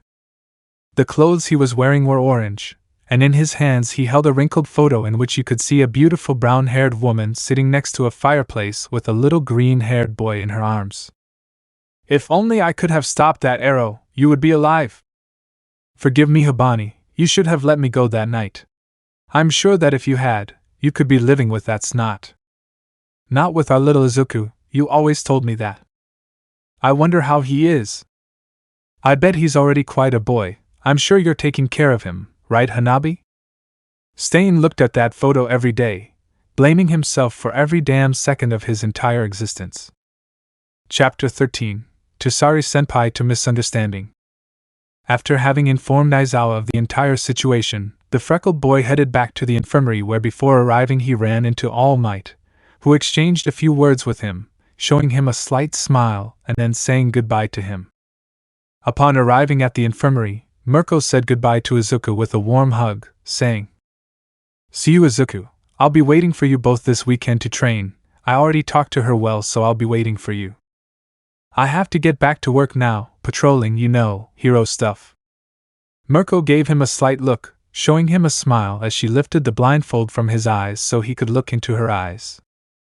Izuku hugged her, saying, "See you, sister?" Mirko would say in a low voice, "I love you very much, take care of yourself." Izuku, "I love you too, and you take care of yourself too, although the ones who should take care of themselves are the villains of you." He let out a small laugh. Mirko responded by saying, "You're right. The rabbit separated from the hug, turning around to look at the green-haired girl who was accompanied by the bicolor girl, only to say, "I'll wait for you at my agency on Saturday, girl, see you." The rabbit left the room, leaving the green-haired man with the two girls. Izuku, well, what a crazy day, right? I never thought something like this could happen to me, but... He approached Izumi and extended his fist, saying, "Now I have another reason and motivation to protect my family." The freckled man gave a slight smile. Izumi brought her hand up to Izuku's fist, and with both of her palms she grabbed her brother's hand tenderly, saying, "I'm happy to have you by my side, brother." The green-haired girl gave a beautiful smile. Izuku, seeing that smile full of happiness, felt like a faint memory came to his mind, but that memory was clearer this time. Now he could see more clearly the brown-haired woman of his dreams, more specifically her smile, and without knowing why, both Shota and Izumi saw how several tears fell from the freckled boy's emerald eyes without him noticing. "Izumi, brother, are you okay? You're crying." She brought her hands closer to dry their tears, but the freckled man took a step back, saying, "Oh yeah, I'm fine, nothing's wrong." He wiped away his tears and said, "How odd. This is the second time this day that this has happened to me. I'm going to go get some air. I'll leave them alone to talk." He turned around and walked towards the exit door. "Shota, Yusujiyama-san." Izuku stopped and turned to look at her. "Shota, I'm happy for you too. Getting back together is a good thing." The bicolor looked to the side so as not to see the freckled man's face. "Izuku, just tell me Izuku, yes. You too, sister, or however you feel most comfortable." "Izumi, understood Izuku Oniai-chan, I say the same for you." Izuku just gave a slight smile as he pulled his bandages back up, covering his eyes, and left the room. Izumi looked at Shota, asking, "Why didn't you look at my brother's face? Did something happen between you, Todoroki-san?" she asked somewhat curiously. "Shota, and nothing, just forget it, yeah." Izumi understood with a nod. At that, Aizawa would enter the room, saying, "Yusujiyama already told me everything. Well, they were very similar, so I was already expecting something like this. How are you, Midoriya? I mean, all of this must have been difficult for you to process." Izumi, to tell the truth, yes, but I'm happy that my brother is alive. Whatever it takes, I will make up for lost time. Aizawa, I see. Well, since you're okay, I'll go. I just came to see how you were. By the way, Yayorozu and Ashido are worried about you and Yusujiyama. It would be better if you talked to them so they could calm down a bit." After saying that, he left the infirmary. "Shota, Midoriya-san, are you going to tell the rest of the class that you and he are brothers?" Izumi, of course, I'm sure they will be very happy, not to mention surprised. 10 minutes later. We can see how a certain light blue-haired girl was walking outside the dormitories of Class 1A. As she was walking calmly, she heard a loud scream coming from their dormitories. The entire Class A, except for Bakugo, Momo, and Mina, shouted, "What? You and Yusujiyama-san are brothers?" Izumi, with her tender smile, replied, "That's how it is." Shota stood to the side with his neutral gaze. Kirishima, wow, it's definitely something surprising, but he has platinum hair and... Shota, he had his hair dyed the whole time he mentioned it at the gym. Mina, I knew it. I knew he was hiding something. Besides, when he took off his mask he had the same freckles as you, Izumi. But I'm really happy for you. Bakugo, why did you never mention it, nerd? Izumi lowered her gaze somewhat sadly, saying, I used to think he was dead, you see, it's a long story. Tsuyu, well, the important thing is that now you two have met again, Jero. Izumi, yes, you're right. Kaminari, now you can rest easy, Bakugo, since he won't be able to take her away from you. Everyone looked at Bakugo, who said, Do you want me to shine, you damn defective Pikachu? Izumi was somewhat embarrassed by Kaminari's words. She would say, I think you're misunderstanding things. Kaminari Kaken and I are just friends, that's all. There is no love relationship or anything like that. She responded, somewhat uncomfortable and embarrassed. Everyone looked away, thinking in their thoughts, She sent him to the friend zone again. Bakugo, TCH, you're all very noisy, I'll go to my room. The blonde left without saying anything else. Tsuyu looked at Shota asking, Todoroki-san, are you and Yusujiyama-san dating or something? Well, you have his mask in your hands, and as far as I could see, he relates better with you. Shota interrupted her saying, Not at all, he's just an idiot and nothing more.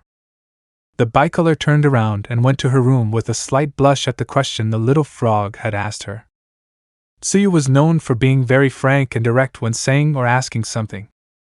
Certainly the bicolor had in her hands the freckled man's mask and was wondering why he didn't give it back to her at that moment, why he still kept it.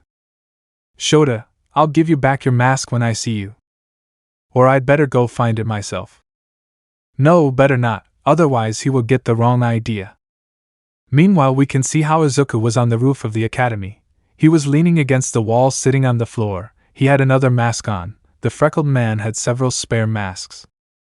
At that the door to the roof opened and a voice was heard saying, What a cool breeze. That voice stopped when it saw that there was another person there. The person on the roof was a certain light blue-haired girl, who upon seeing Izuku approached him saying, Hello? But the freckled man did not look at her because he was lost in his thoughts. Nijire approached his ear saying, Hello, hello? Not getting an answer, she puffed out her cheeks, somewhat annoyed, saying, Hey, why are you ignoring me? She asked while touching his mask with her finger, making the freckled boy react and turn his head towards the side where the light blue-haired girl was. Izuku, sorry, I was lost in my own thoughts. Who are you? And could you stop touching my mask? He asked while with his hand he stopped the light blue-haired girl's index finger. Nijire, until you answered me I thought you were ignoring me, it's the first time I've seen you. Are you new here? Izuku, that's right, my name is Izuku Yusujiyama. And you are? Nijire, nice to meet you, I'm Nijire Hado, a third year. Izuku, in other words you are my senpai. Nijire, that's right. He responded with a warm smile. Izuku, do you need something from my senpai? Nijire, nothing special, I just saw you and you made me curious. Now what kind of quirk do you have? Why do you wear that mask? Is this any part of your hero costume? Why did you enter the UA? The freckled man had a drop of sweat on his head because it was the first time he had been interrogated in that way. Nijire looked at him, tilting her head, waiting for his answer. Izuku, I'm sorry, I won't be able to answer your questions for now. I'm sorry. Nijire, let's make a bet. Izuku, Beth? Nijire, yes, if I manage to remove your mask, you will answer all my questions. And if I fail, well, then I'll stop insisting. Izuku, okay, but I'll only give you 2 minutes. If in those 2 minutes you can't take off my mask, then I'll automatically win. And as a reward, he'll be forbidden from asking me any questions until he graduates. What do you think? Nijire, huh? Until I graduate, but that's unfair. Izuku, take it or leave it. Nijire puffed out her cheeks cutely, saying, Okay, I accept. Izuku took out his cell phone, setting the timer for 2 minutes for the light blue-haired girl to begin her attempt. The freckled man stood up saying, Ready. Nijire, okay, here I go. Without wasting time, she launched herself at the green-haired man to take off her mask, but he easily dodged her, turning around and staying behind her, saying, You failed, senpai. Nijire, I'm just starting. He tried again to remove the mask, but the freckled man easily dodged it, again and again and again, while mockingly saying to him, You failed, senpai. You have 1 minute and 10 seconds left. Nijire, HPM, you have good reflections, but I won't give up. Izuku, cheer up, senpai, you can do it, senpai. He said mockingly. Nijire, don't make fun of me. When she lunged at him, she tripped, taking the green-haired man by surprise. Nijire fell on top of him, giving them both a good hit. Nijire, ouch, that hurt me, she said as she sat down, remaining in a rather uncomfortable position since she was on top of the freckled man, since she was sitting on the freckled man's crotch. Izuku, senpai, could you get up? Nijire noticed the situation and blushed deeply, saying, I'm sorry. She tried to get up but lost her balance. The freckled man leaned over her with his right hand and held her behind her back, holding her against him, but his other hand was a little lower on her lower back. Nijire blushed more than she already was when she felt the hand in that place, not to mention that they were good together. Her hands were on the green-haired man's chest. Izuku, I'm sorry, my hand is. At that the door to the roof opened and a voice said, Usajiyama Shonen, is it here? All Might couldn't finish speaking when he saw such a scene where the two students visually looked very affectionate with each other. Nijire and Izuku turned their gazes towards the owner of that voice. The celestial film was quite sad that she couldn't speak. Izuku, All Might is not what you think, I swear. All Might took something out of his pocket, saying, Take this, Shonen, and I'm sorry. He threw something at him to close the door, leaving them alone. Izuku caught what the blonde had thrown at him. Izuku, having his bandages on under his mask, couldn't read what was written on the envelope of that thing. Nijire took that object and began to read. On the return of the object it said, Everything is fine now because I'm here. Nijire turned around, reading the back that said, All Might condoms with great resistance, so you can give your best smash. The light blue-haired girl already had her face completely red and she quickly got up, leaving the condom on the floor, saying, Why you wanna let's forget all of this, yeah? After saying that, she left the rooftop at high speed, quite embarrassed and blushing, leaving Izuku very blushing. Let me know in the comments below if you guys want the next part. Also check out my other video that has been shown and left. Thank you for watching. If you enjoyed this video, please like and share this video. And have a fantastic day. Bye.